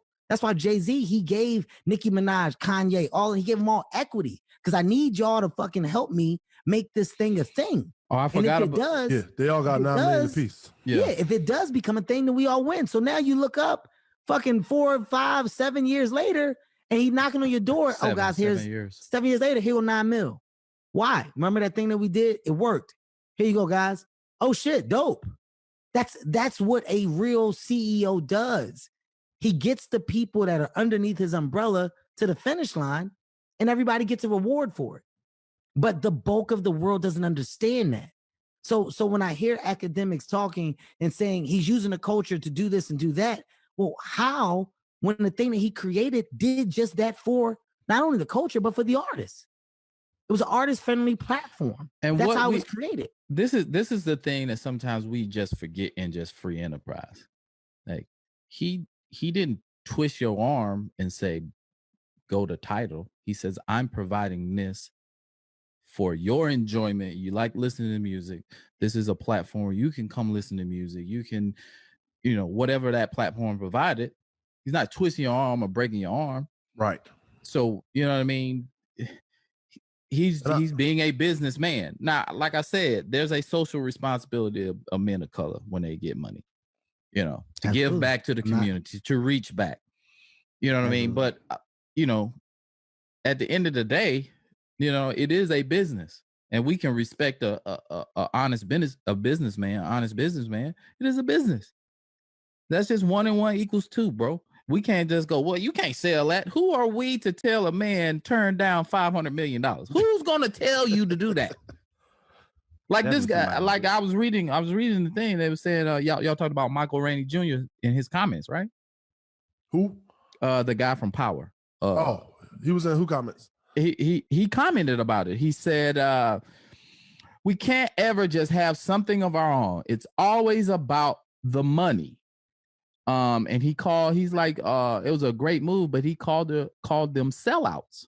Like these terms we can't use about our own people. He's only 18, 19 years old. Well, it don't matter. He's a grown man. He can vote. I'm not going to dismiss him. And he's on TV. What I'm saying, I'm not saying that what he said was okay. What I'm saying is his opinions will change as he gets older and experiences more stuff. But still, this is a moment to tell him, you don't use that type of language, brother. Where's your father?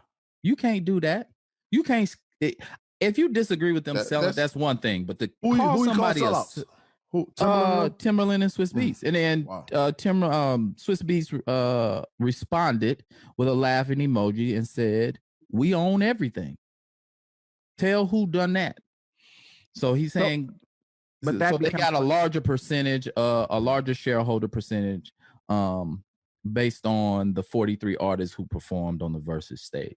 But that becomes where somebody pulls him to the side and talks to him and explains to him what's going on. Because like Naeem said, at 18, he thinks all he knows is what all he knows. And I might be, stepping out of line, is what he's seeing online. All what social media is saying, and not that, hey. I wouldn't even give him that. To me, Joe, I understand what you're saying. To me, I wouldn't even give him that pass. Brother, I know you've been on television, and how you thought you thought, and that's fine, whatever that is. But you got to know the most basic. If he's 10 years old and he goes to steal, we not going, he just 10, he's stealing. No, you know better. You know right from wrong. You can't call another man like that sellout out on a social media platform like that. But it's where's the mark where's the mark where you go, okay, he 21, he know better. Or he 19, you know better. We assume somebody might be telling him. I'm just saying out loud. I'm just saying. I don't care. He's he has the right to his opinion. If that's how you feel, that's how you feel. Right. Many people that are not famous are saying it. Yeah. What about when O.J. Simpson trial? I was young. I was like, yeah, OJ got off. Like, you know what I'm saying? We all did. We all did. Exactly. But we was all wrong by saying that. We were all wrong. So we're looking at Michael Rainey as Spank said, no, I get that. But hey, we were wrong. We were all wrong. He killed that woman. Yeah. OJ displayed a attitude that said, hey, yeah, I stabbed the shit out of her. But if I would have did it. If I would have did it, this is how I would have did it. Yeah. So afterwards, we was like, okay, he just fooled us all. But we were more happy that this is the first time a black man was on trial publicly and got off. That's what we were celebrating. At least that's what I was feeling. Black power. Hey, listen, I'll tell you this. Whatever it was that we decided to celebrate, what Spank just said is the most important thing. We was wrong, man. Fucking wrong. All right? We was fucking wrong. Like, it wasn't until all these years later we start watching these docs and OJ say, shit, look, if I had did it, this is what I would have did. He said, I never wore those shoes. Yeah, had his shoes on at a goddamn NFL game that he was commentating. I would never wear those. I would never wear those. It's the equivalent to R. Kelly saying, I ain't hog tie nobody. Hog tie? Well, why are you saying to all those, wait a minute. To all those white teachers that I was in their class when the verdict was read, and they all turned around, looked at me, and I'm like this. Yeah, there you go. It worked. I apologize. I apologize. I mean, look, the biggest. But a lot of it here, too, I think, is knowledge. Is some of us it's the lack of knowledge, and that's what Kev was trying to say, and we're trying to get it. Well, that's it's saying. I'm sorry, it's saying, not trying to say. Yeah, what Hove is doing. I'm sorry. Yeah. What Hove is doing, people need to take that and take note of that. It's like, okay, these are the moves that you now can make. So there's no longer like, oh, I can't do this, or I can't get a company and sell it and work in the stock market and do all this. We need to now start watching people and go, okay, these are moves that I can make because somebody made it. Like somebody's looking at Spank going like, oh man, Spank made it. Like you said, you talking about buying that strip mall. You know, now you do it, somebody gonna go, shit, Spank bought. Okay. Well, it's not a strip mall, it's 3 buildings. It's not a three strip buildings. mall. I'm sorry, it's 3 buildings. So now try to shit on you, Spank. No, but a strip mall is more. A strip mall is more. A strip mall ain't shit to shit on. See that? Yeah. See how you doing it? I was just trying to start some shit. You definitely did it. Because I was about to say, what the fuck you talking about? But what probably threw you off is because it's 3 storefronts. One is a bar, and the other 2 is 2 different. That's why it may sound like a strip mall. So when watching Spank's move, somebody's going to go, all right, this is what I do when I get some money, and now this is who I should follow, and I think that's what we have our culture is starting to do when people move up is we are starting to now go, oh, okay. So there's the real estate. Okay. There's a stock market. There are companies that I can get in and invest and sell. So we have to watch it, and that has to be normal to us. Once that becomes like, that's the norm, then we're okay. So what we're watching with Jay-Z, it's just not our norm. And we're like, oh, what's going on? I just want to get to a point where we don't have to sell. That's what I call equality.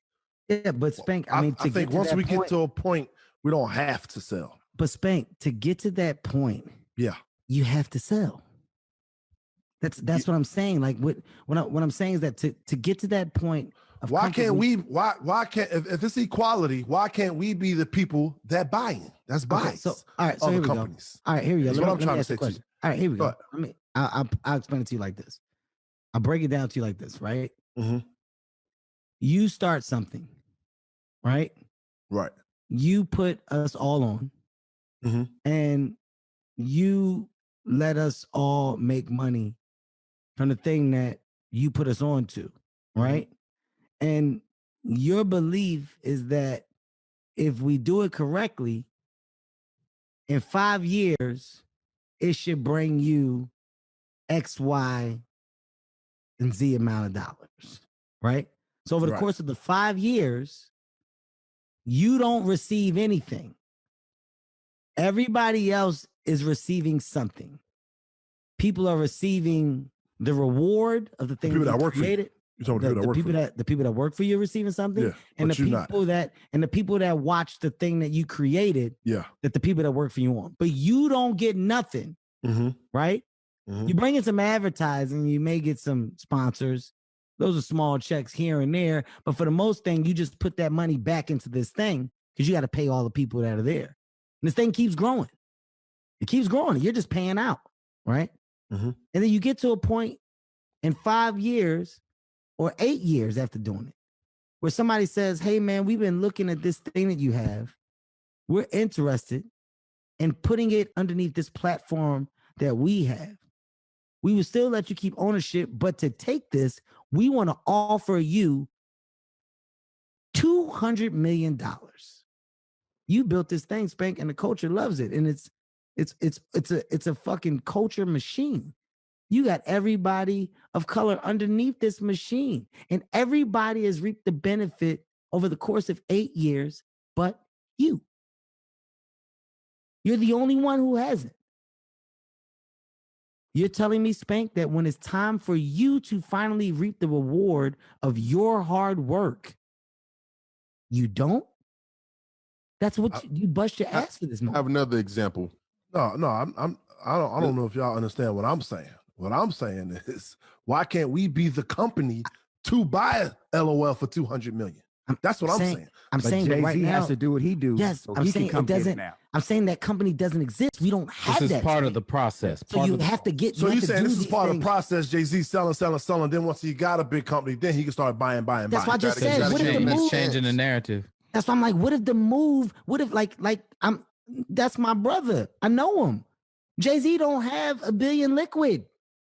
He don't have that. Well, now we all know that. You're right. I mean, like people don't know that, Spank. Yeah. There's that's people true. walking around here like Jay-Z got $1 billion in his back Cash. pocket. Well, that's Yeah. true. Cash. Not liquid.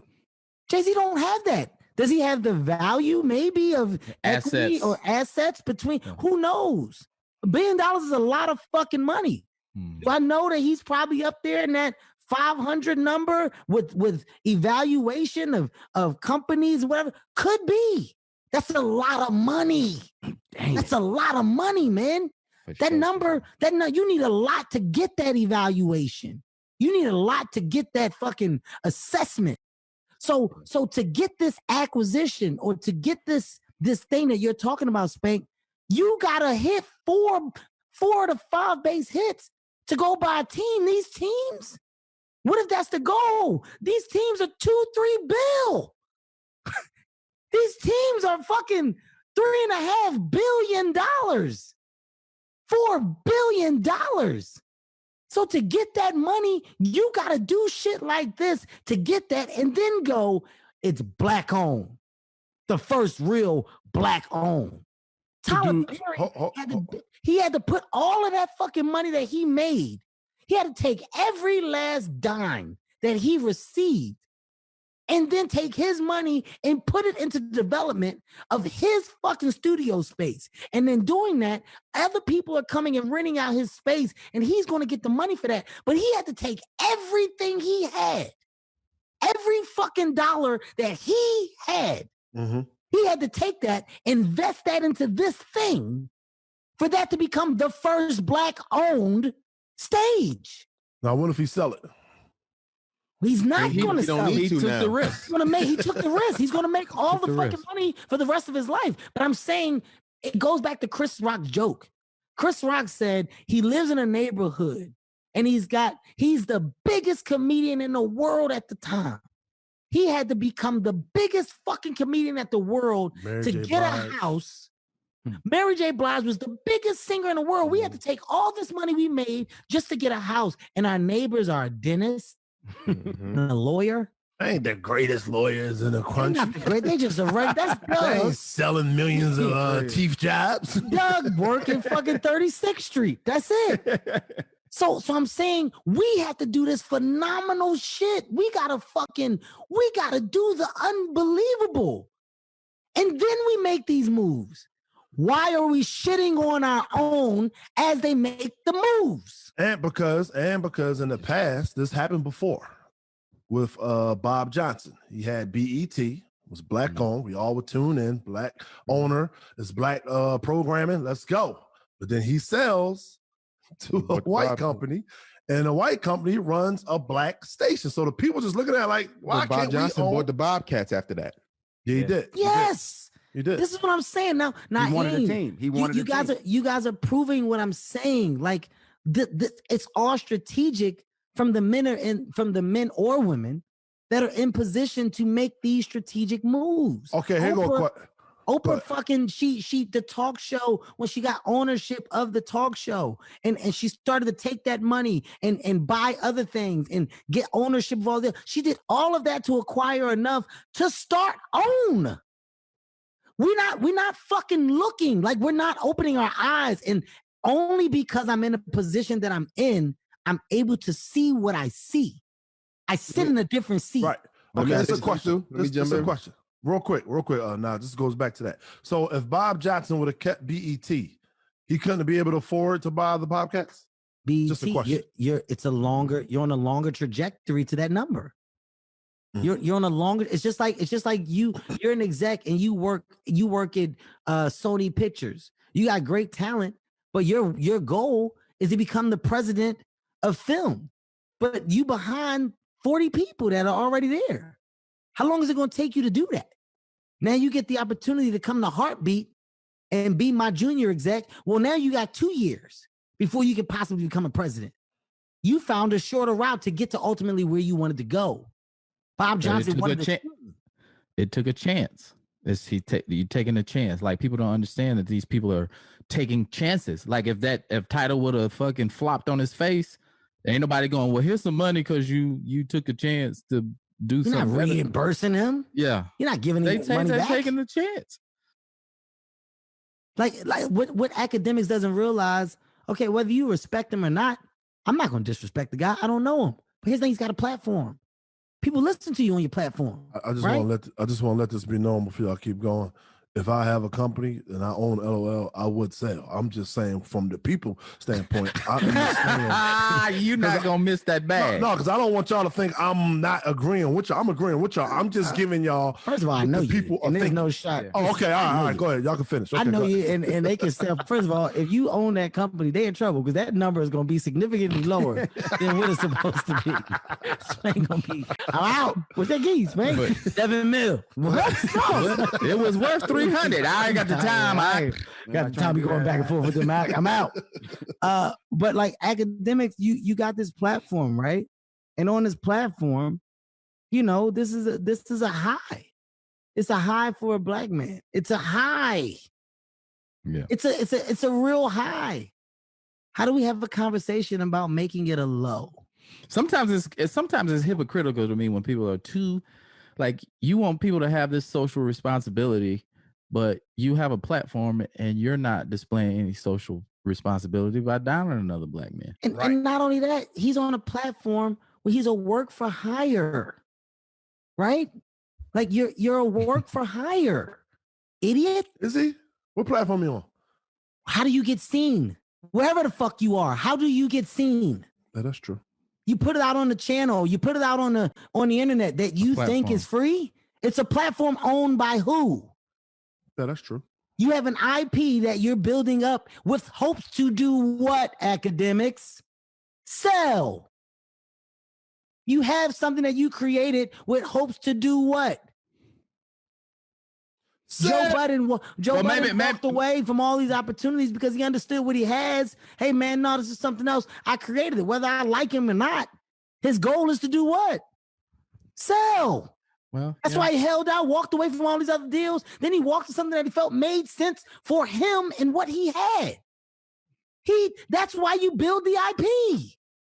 You're building it with hopes to sell. So at the same time you're shitting on someone, you're doing the same thing. Well, maybe that. Hold on, let's get back to that T though. You don't like Joe Budden, okay? I said whether I like him or not. Well, I mean, I guess the academics built his platform. Doing what he does is being critical or calling people out or being maybe that's his platform that he built on. So that is true. Once again, no disrespect to him. And I said idiot just in conversation. I want to take that back because you're not an idiot. I'm not calling you an idiot, and I shouldn't have said that.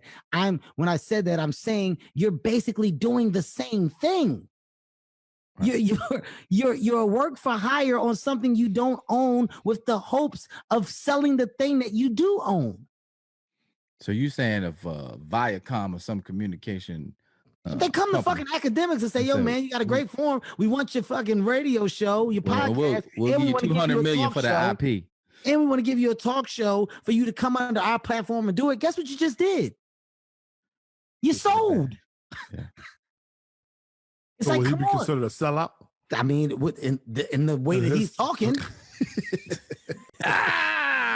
Yeah, because you're black right now. You probably got a big black fan base, and if somebody was to come bigger than you and sell and say, "Hey, you can still be hosting it," then yeah, dude, it's ignorance at the highest level, man. Like not I'm sorry. So what Spank said that it's normal. Yeah, it wasn't me. I haven't been able to say shit all show.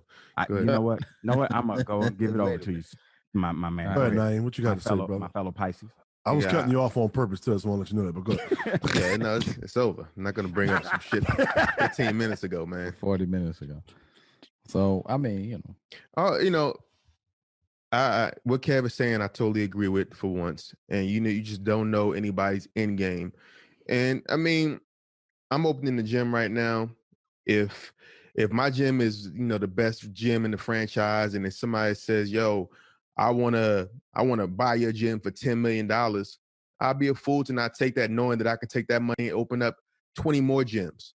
You know what I'm saying? So you never know what somebody's end game is, and you just got to give people a chance to show what they're trying to do. And if they don't do anything, if their end game is just to get that money and be done, then that's their fucking business. It's simple as that. And I believe that a lot of these companies are making bad investments, because the reason why a lot of these Black-owned companies are getting support is because of who's running them, whose company it is. So if Jay-Z decided that he's part of Tidal, and then he didn't want to be still an executive with the company, then we might say, all right, well, Jay moved on from that. We not doing it. Jay-Z sold Ace of Spades. I'm not in a rush to get Ace of Spades anymore. If Puff didn't have nothing to do with Ciroc, I could just get Kettle. I don't really need to have that. So if a company said, we want to buy the shit because you made it popular, you may lose some of the buyers when that person is gone. That's a great point too. Like a lot of times, like I've been fortunate to be around in circles where, some billionaires operate. And a lot of times you see billionaires just wanting to attach themselves to people who they think are cool. I've seen it with Kev many times. Seen it with Kev. Yeah, they were wrong. That was cool. I don't know about that. Yeah. Man, I'm telling you. I'm a cool cat.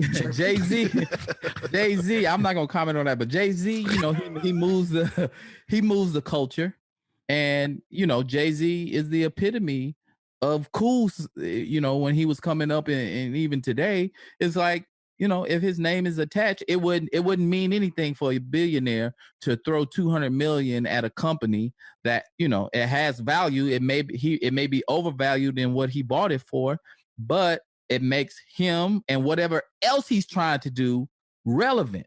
Right. You know what I mean? I got it now. Just to make y'all understand where the people are coming from. Because all we are talking right now is business.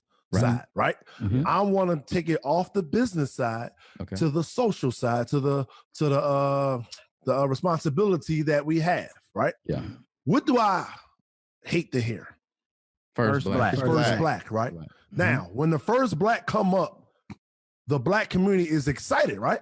Mm-hmm.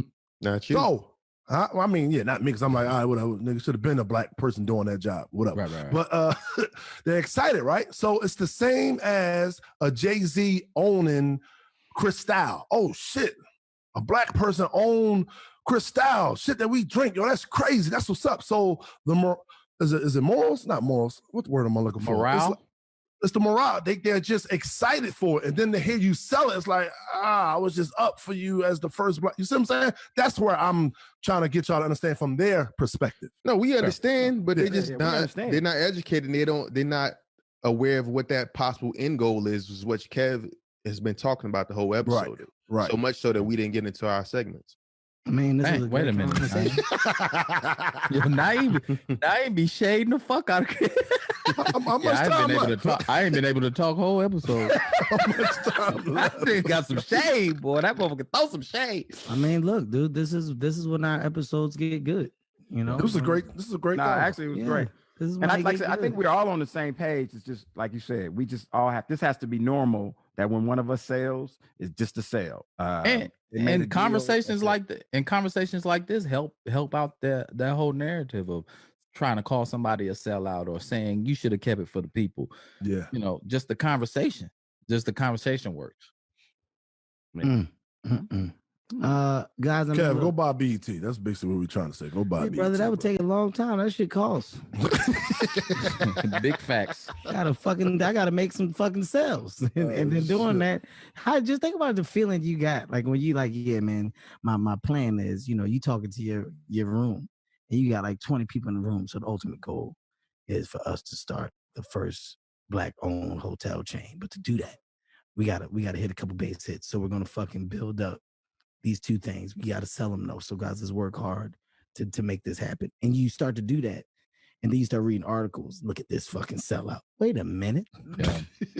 I mean, just like Joey said, you buy your first house and you take the equity from that house and you buy something else. That's what basically Kev is saying.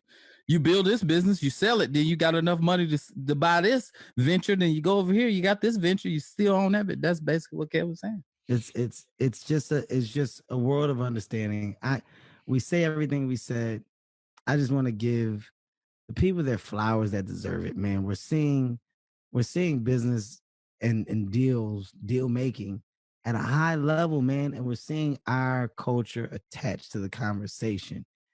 Our culture is attached to the conversation of ownership, and we're seeing it more, right? I get that we can all have opinions. I get that we can have feelings. I'm just saying, let's stop for a second and let's just realize that this isn't something that's normal for us. It hasn't been. Gonna be. Now that we're just fucking seeing more of it, understand that's opening up doors for the other generation and generations to come that's doing the same thing. But it don't seem weird that a white company owned BET, though. I don't seem weird. Yeah. Of course it seemed weird. If you saw them numbers, it wouldn't be weird. White people own black music. They own, the rights to our music. I mean, the TV shows, everything. No, it's not weird. Very true. TV One is still black owned, though, right? I mean, I think so. I don't know. Fact check. I don't know, but what you just said is very true. I'm just saying we get to that point where it's much better. That's all. We get there. Well, we got OWN. Still got OWN. Well, got OWN. She got money, so I don't think she'll sell OWN. Oprah own. Yeah, that's what I'm saying. But she got money, so I don't think she would sell OWN. I don't know, but she got her own money. Damn, guys, this episode flew. It definitely did fly. I mean, this went very fast. Ladies and gentlemen, what a fucking amazing conversation we had today. Y'all welcome. Yeah, you're welcome. Yeah, it's a good one, Spank. Good job for that. I like that. Spank, you want to do fan mail or you want to do Who's Dumber? Shit don't matter. You ready for that, Harry? We can do that. What? If you want to do Dumber? Who's Dumber? Oh, I got a great one for you guys today. Yeah, let's do Who's Dumber. Let's do Who's Dumber because that definitely get a lot of love. Yeah, let's do Who's Dumber. Put on your spectacles and bow tie. It's time to play America's favorite stupid game show. Who's the dumbest? Fuck. Yeah. Yeah. Hello, talk show, game show fans. This is your boy, Harry Trebek. And this is your favorite segment of the show. Where we answer the question, who's the dumbest? Now, both from Philadelphia, I'm not going to say that's a coincidence, but I just felt like I needed to make that statement. Contestant 1, Kevin Hart, standing 5'4", 2 weeks at community college. Spank Horton, standing 6'5", got threw out of a college. I'm 5'4". But judging from the last time, I wanted to make this a little bit more culturally, less culturally biased. Okay. So I have Today, Junior. I have the black. This is jealousy. See what I'm saying? This is jealousy. I just want you to get to the nobody. I gotta set up the questions, Naeem. That's your fucking problem. That's why we can't. You always want Kev to hurry up. Won't you set the fuck down? Hey, what this got to do with me and Kev? Because you told Kev he didn't make his point fast enough. Yes. You mad because you ain't talking and you want to cut other people off. Man, I tell you. And what's the fuck is your point? I'm telling you, it's our own people. Yes. It's our own people. I could have stayed asleep for this shit. All right. Well, you didn't contribute at all, so we didn't. You saying you was Joey Wells today? That's what you saying now? You was Joey Wells today. So anyway, I was trying. You was trying. Wait a minute. That's it. I ain't even know 2 times. Two times I cut Naeem off on purpose though. He was like, yeah. So if you, but now I can tell how Naeem debate. He go be quiet because he go like, I'm gonna get my turn, so I'm gonna let it out when I get my turn. But when he don't get his turn, he like, this is some bullshit. I should have never. Go ahead now. You got it. It was 14 minutes ago. Oh my God. Y'all didn't hear the one thing when Naeem said, "Is my mic on?" God damn. Yeah, when he said that. Okay, wait a minute. So anyway, Naeem, I wanted to make this more culturally biased. So this is Who's the Dumbest Black Culture Edition. All right, I can't get this wrong. Come on, let's go. All right. I'm gonna be good here. Spank, you like the sitcom Martin, don't you? Yes. What was Gina's last name on the sitcom Martin? Oh shit. Maiden name. What was her maiden name? What this got to do with being dumb or smart? I told you. I know this. Jenkins. Gina Jenkins. Waters. You dumb. Waters. God damn it. Gina Waters. Damn, Naeem, that's pretty good. Damn, guys, this episode flew. It definitely did fly. I mean, this went very fast. Ladies and gentlemen, what a fucking amazing conversation we had today. Y'all welcome. Yeah, you're welcome. Yeah, it's a good one, Spank. Good job for that. I like that. Spank, you want to do fan mail or you want to do Who's Dumber? Shit don't matter. You ready for that, Harry? We can do that. What? If you want to do Dumber? Who's Dumber? Who's dumber? Oh, I got a great one for you guys today. Yeah, let's do Who's Dumber. Let's do Who's dumber because that definitely get a lot of love. Yeah, let's do Who's Dumber. Put on your spectacles and bow tie. It's time to play America's favorite stupid game show. Who's the dumbest? Mark. Yeah. Ing. Yeah. Hello, talk show, game show fans. This is your boy, Harry Trebek. And this is your favorite segment of the show. Where we answer the question, who's the dumbest? Now, both from Philadelphia, I'm not going to say that's a coincidence, but I just felt like I needed to make that statement. Contestant 1, Kevin Hart, standing 5'4", 2 weeks at community college. Spank Horton, standing 6'5", got threw out of a college. I'm 5'4". But judging from the last time, I wanted to make this a little bit more culturally, less culturally biased. Okay. So I have, Good day, Junior. I have the black. This is jealousy. See what I'm saying? This is jealousy. I just want you to get to the Nobody. I gotta set up the questions, Naeem. That's your fucking problem. That's why we can't. You always want Kev to hurry up. Won't you set the fuck down? What this got to do with me and Kev? Because you told Kev he didn't make his point fast enough. Yes. You mad because you ain't talking and you want to cut other people off. Man, I tell you. And what's the fuck is your point? I'm telling you, it's our own people. Yes. It's our own people. I could have stayed asleep for this shit. All right. Well, you didn't contribute at all, so we didn't. You saying you was Joey Wells today. That's what you saying now. You was Joey Wells today. So anyway, I was trying. I was trying. You was trying. Wait a minute. That's it. I ain't even know 2 times. Two times I cut Naeem off on purpose though. Because he was like, yeah, so if you but now I can tell how Naeem debate. He go be quiet because he go like, I'm gonna get my turn, so I'm gonna let it out when I get my turn. But when he don't get his turn, he like, this is some bullshit. I should have never. Go ahead now, you got it. It was 14 minutes ago. Oh my God. Y'all didn't hear the one thing when Naeem said, "Is my mic on?" God damn. Yeah, when he said that. Okay, wait a minute. So anyway, I wanted to make this more culturally biased. So this is Who's the Dumbest Black Culture Edition. All right, I can't get this wrong. Come on, let's go. All right. I'm gonna be good here. Spank, you like the sitcom Martin, don't you? Yes. What was Gina's last name on the sitcom Martin? Oh shit. Maiden name. What was her maiden name? What this got to do with being dumb or smart? I told you. I know this. Jenkins. Gina Jenkins. Waters. You dumb. Waters. God damn it. Gina Waters. Damn, Naeem, that's pretty good. I ain't get that wrong. All right, here we go. Here we go, Kev. You could take the lead here. Gene Jenkins. On the first question. Right. You can take the lead. Yo, we that goddamn dumb? You Yeah. can take the lead. Nigga, y'all got no questions right last week. We tied right now? All right. Yeah. Come on. Yeah. All right. All right, Kev. Who is Erica Badu's baby daddy? Oh, I know that. Andre 3000. Ding, ding, ding, ding, ding. Andre 3000. Well, that's one of them. Yeah, she had DOC. I knew that too. Oh, yeah. Yeah, I knew that too. I should have said most famous. All right. Here we go. Spank. Come on, Spank.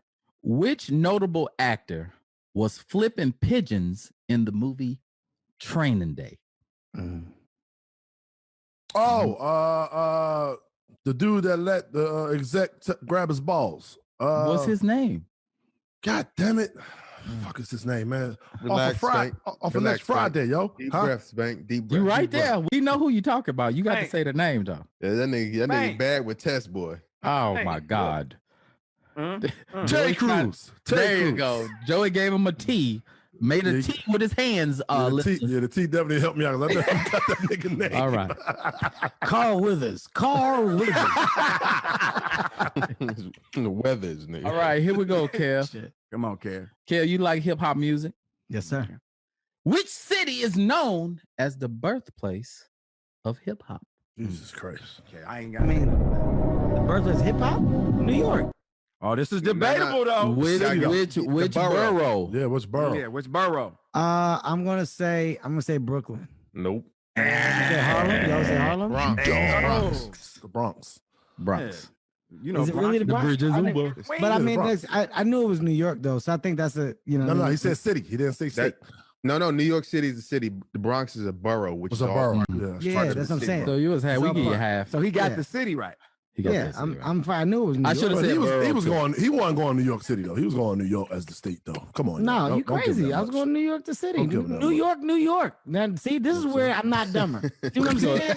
Here we go. Here we go, Spank. This is for a tie. All right. You miss it, you lose. What 1989 movie by Spike Lee had the character Radio Raheem? The Right. Fine. Ding, ding, ding. Do you guys want a tiebreaker? Yeah, Yo, let's go. let's do a tie. All right, now listen. I appreciate you giving us a week off the educational questions, by the way. Like, Well, this is- no, don't take me too fast. Oh, So I figured you guys would kind of tie, or you guys would get them all right. So I went to last week. I was at a sixth grade level. Oh, I told the producers to take it down to a second grade level. Oh, that's good. Damn. Shit. I mean, that for Spank. Thank you. Oh, wait, what? All right. It ain't for me. And this is just chiming in, guys. This is just chiming in. All right. So if you got the answer, just blurt it out. Come on, Kev. What is the first day of the 20th century? What was the first day of the 20th century? It was the first day of the 20th century. Yeah. January 1st? Jeff Nurse. Yes. What was the year? 2019. 2000. 1900, nigga. 1901. Oh, shit. God damn. 1901. God No, damn, just 1900. This is Yeah, 1900. It would be one because 19 is still considered 19th century. 1900, 1901 No, starts. 1899 would be the 19th century. 1900 is a new century. So it'll be 1999. No. 1900. Well, we could debate on that. Well, January 1st, according to Naeem, January 1st, 19. Go one more from the general knowledge because me and Spank was almost right on that one. We had the idea. Nigga, I said January 1st. Nigga said January 1st. Y'all want a multiple choice? Oh, that shit was fun. Yeah, go multiple Or choice. just this? Okay. Go multiple choice. Last one. Okay, last one. Which one of these words is an adjective? No, I'm fucked. I might be fucked too. Go ahead. Cotton. A, cotton. B, she. C, jump. Or D, red. Which one of those words What was is B? an adjective? Cotton, she, jump, or red? I'm going she. Jump. Spank win! Jump. Gotcha. I broke it down. I broke it down. Like red is a color. Come on now. Yeah. She is a pronoun. Then I looked at cotton is a noun. Cotton was a sound. Like yeah, it got to be Spank. You want to know when I knew I was smart. in trouble, Spank? When? Know when I knew I was in trouble? You don't know what when adjective. I realized I didn't know what adjective meant. Now, mind you, this is from a second grade level. So, guys, Spank, congratulations. It's been a long time, You man. can go to third grade. You can go to the third grade. God damn, man. That motherfucker left me behind, didn't he? What he said? Hey, left me behind. So join us next week, ladies and gentlemen. Join us next week. I'll be your host, Harry Barker, for Who's the Dumbest. When he said adjective, I said, this is a setup. These niggas out to get me. Yo, hey, that is our episode process for the of day, elimination. man. Yeah, I don't know what I didn't. I said I'm gonna go with she just because I it ain't don't gonna lie sound like though. it should be there. I ain't gonna lie. The older I get, I realize cheating on tests definitely made me dumb. You don't study, so you just basically get the answers. Hey. So now I understand why they say cheat. How to apply to life. Hey, man. Listen, I'm not gonna tell no kids not to go to school, but I'm gonna say, look at me. All right. Now, I don't know. Yeah, now, I don't know what that mean to you, but I'm just saying. All right, look, whatever. Shit. Ladies and gentlemen, that's our episode for the day, man. Thank you for listening to all new Straight from the Heart. Goddamn it, right here on Sirius XM channel 96. 96. This is Laugh Out Loud Radio, where we do our best to give you real, raw, authentic conversation on a regular, goddamn it. Conversation, no condom, people. And today was no different. No condom was needed, man. One of the rawest that we've had in a while. Guys, I've been your host, Kevin Hart. I don't do it by myself. I do it with my brothers, my brethren, going from my right to my left. Joey Wells. Naeem the Star. Spank Horton. Bucko 9. And also, I want to tell y'all that red actually can be an adjective. Because an adjective is a word that you use to describe something. You describe something. Now. Yeah. She was at the ball game yesterday. She is not. You're not gonna get she as. She is a She pronoun, right? didn't do her hair. No. How would you use red as an adjective? No. Oh, that's a red hat. I'm describing your hat. It's red. Very good. I know what adjective means now. Can we do it again? An adjective is a word to Describe a noun. something. So Describe it now. describe a noun. Describe So a noun. I know. I remember jump. now. Jump is an action. Yeah, Spank said it's a pronoun. I fucked that up, didn't I? Yeah, jump is not an adjective. Yeah, You're noun absolutely is- right. a You're noun is absolutely a right. person, I place, fucked that up. Person, The doors place, of the or thing. class have opened. And I guess who fucked is- that up. That's Oh on my God, me. our teacher You're ain't absolutely shit. right. Jump is not an adjective. That's right. That was my fault. I fucked that up. So, I fucked that up. so red So would have both been the y'all correct niggas answer. is wrong. But Yeah, so say it back. Spank, Hey. I wanted you to win so bad that I said your shit was right. That was all on me, guys. Red is- so You're red. absolutely right, Naeem. So, ladies and You're gentlemen, I absolutely want you right. to open up the doors because guess who just came back to the second grade? Yeah, come on back, Spank. Hey, bring that Come on teacher back too, goddamn it. Bring the teacher. Teacher, sit down. Sit And the down. teacher need to be re-educated. You're Naeem, absolutely you're a new hire, Naeem. You're a new hire. You can take another segment will be taken from me. No. Listen, I don't want That was good. That was a good going, kiss, Naeem. We're not gonna go back to it. We're gonna leave it as a tie. We're on the same fucking level. Come back next week. It's still a battle for who's the dumbest. Right? It is. Yeah. It is. I'm not gonna fucking. You might have a new host. Yeah, fuck that. I felt a little stupid just now. You're not I gonna ain't gonna lie to fucking do it y'all. I don't again. like this game. Spank, I wanted you to win so bad. I was like, ding, ding, ding. All right, y'all. We'll see you goddamn Tuesday, same time, same place. Peace. Ladies and gentlemen, you've been listening to Straight from the Heart, real, raw, authentic radio. Guys, to listen to this show and previous shows, all you need to do is go to SiriusXM.com and listen on demand. You can do it on your phone or on the SiriusXM app. A Tastemakers Media production. So tasty.